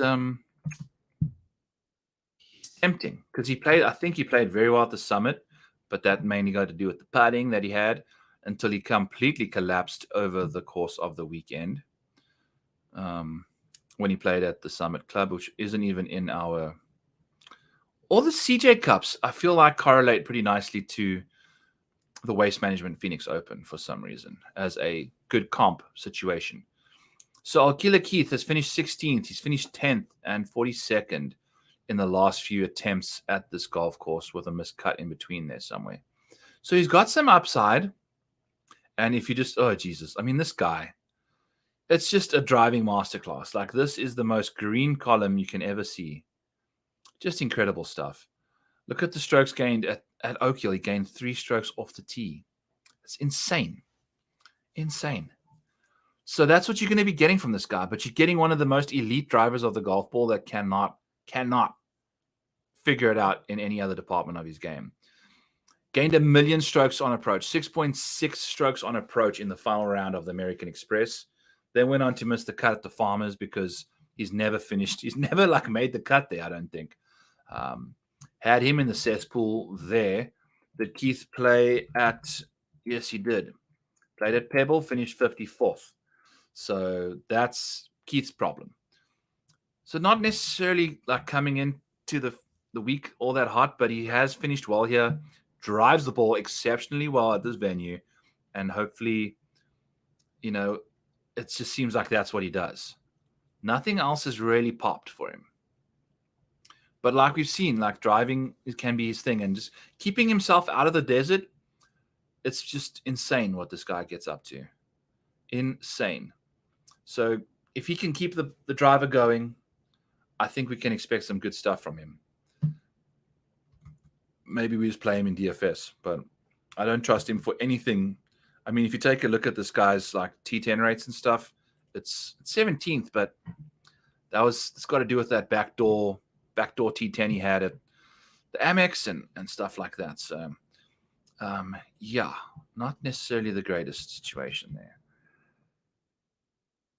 Started speaking about him at what, hour 48, hour 49. All right. Let's see. I think this is going to be it for me.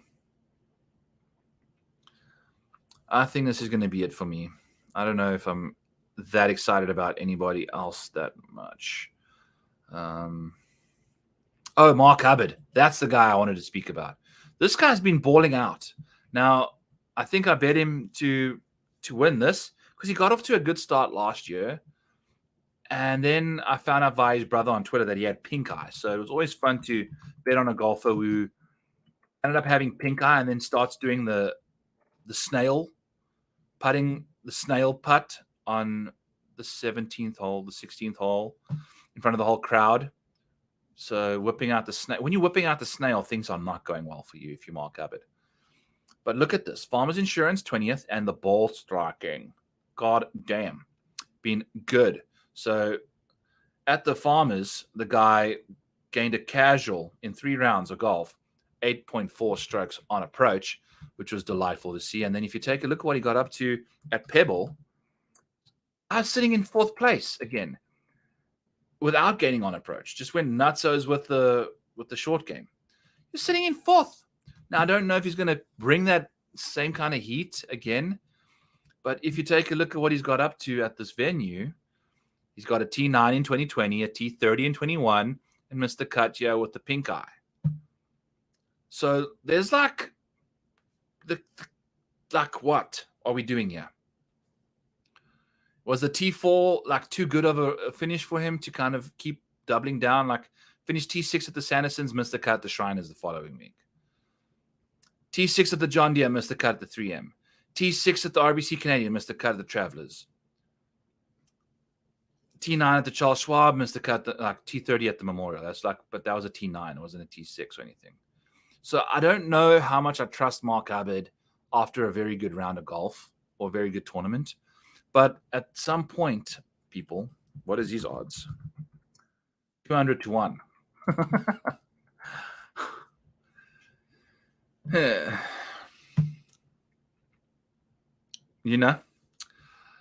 thing is, the irons were looking good. What is his profile? What is his baseline situation?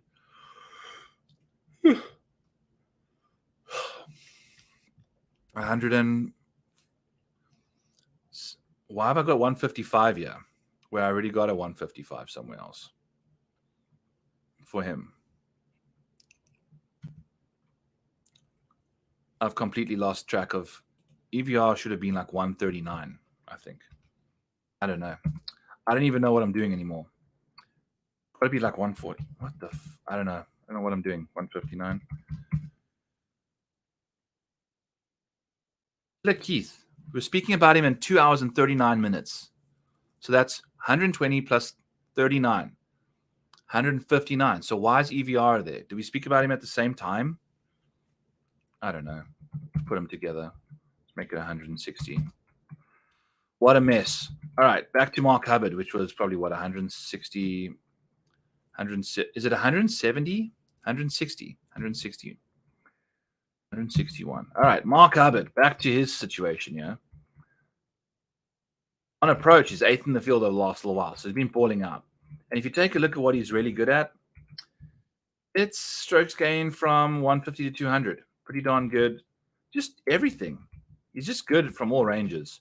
The good shot rates kind of take a drop off for him in this department, but I don't know how many good shots we really need at this golf course to get to minus 17. It's just trying to avoid bogeys at the most. So that's good to see. I don't know. 200 to 1. I don't know if he's going to win. Definitely a consideration in DFS and definitely a consideration for like a top 40 or something. I don't know. Grillo. I mean, this guy. I feel like Grillo's definitely got to be spoken about as well. Can't not speak about Grillo. And I think he's playing really nicely too. Yep. Look at that. All right. So 120 plus 45 is 165.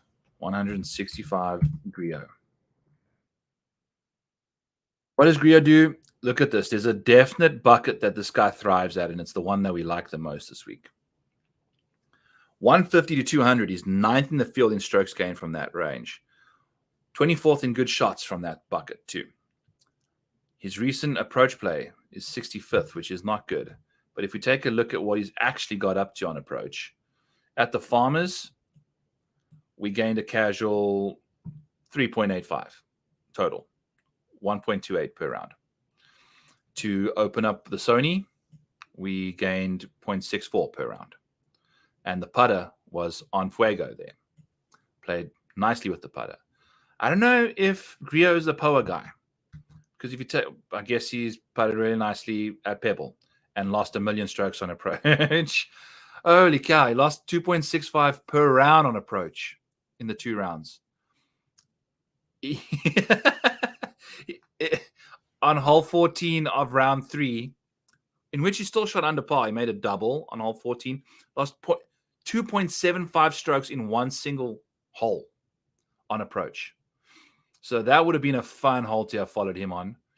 But yeah, so Grillo's playing good. I mean, if he just avoids that double, the approach play was looking really, really okay for the most part. Like, what did he get up to in round 2 on approach? I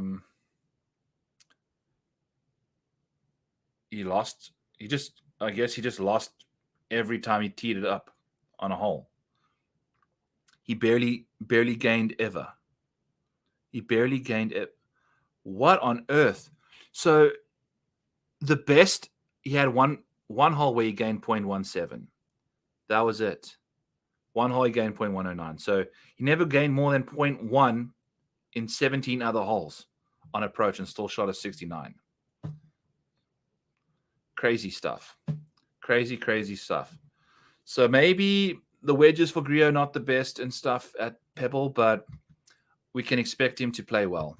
I mean, the guy's been balling out. Sony 7th, 20th at the Farmers, 14th at Pebble. Good. His course history, not the best, but it's mainly got to do because he can't putt at this golf course. The rest of the game, also the irons. I don't know. Maybe just, I feel like this course suits him. I like him a lot, dear, actually. Even though he hasn't played well in the past, and he's 65 to 1. Maybe we can find a better number out there somewhere, but that's going to be it from me. I'm exhausted. So thanks for tuning in, people. I really appreciate y'all. Look at me. I'm exhausted, yeah. Hair's all over. See, I got a haircut. Let's go, baby. And this is not my mohawk situation. I don't know why my hair looks like this. That's not how I wear my hair. I've been sleeping all day. But anyway, tomorrow got PGA Stat Buffet coming out with the DFS pricing. Take top 20 screenshots of the model for each different important thing. I'm going to figure out the better stuff. So that's going to happen. And then the PGA Rotoballer show every Monday night, baby, with me and Spence at 9:30 Eastern. That's right after Preferred Lines with Joe Idoni over there on his channel.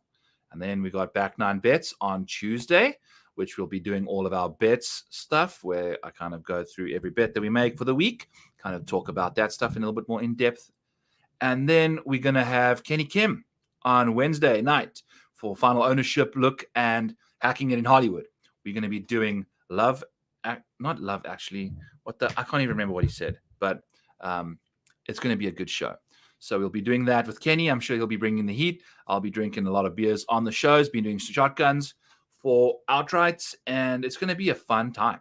So lots of fun in the week. Go check out rotoballer.com. If you're on part of the premium package, code NEW, get you like 30% off all our stuff, which is like $17.40 per month for the full year. So it's like, you know. I had a good week last week. Hit Justin Thomas, and I hit Peter Malnati, plus 900 for a top 20, baby. Good old Pete coming through for us. So JT taking care of the outright portion of the card, making sure our money gets returned in that department. And then Skinny Pete just adding units to the bankroll, baby. So the two Rotoballer riders, Spence and Ian, hit Wyndham Clark at 100 to 1. So if you were on that, you would have, on either of our cards this week, you would have paid for a decent chunk of the year. So yeah, just consider that code NEW, NEW, and that'll get you into the Discord, get you the optimizers, get you all the models, get you all the stuff. A good time over here at rotoballer.com. So until tomorrow, 9:30 Eastern, with me and Spence, Rotoballer PGA Show, we'll see you then. If not, stay classy.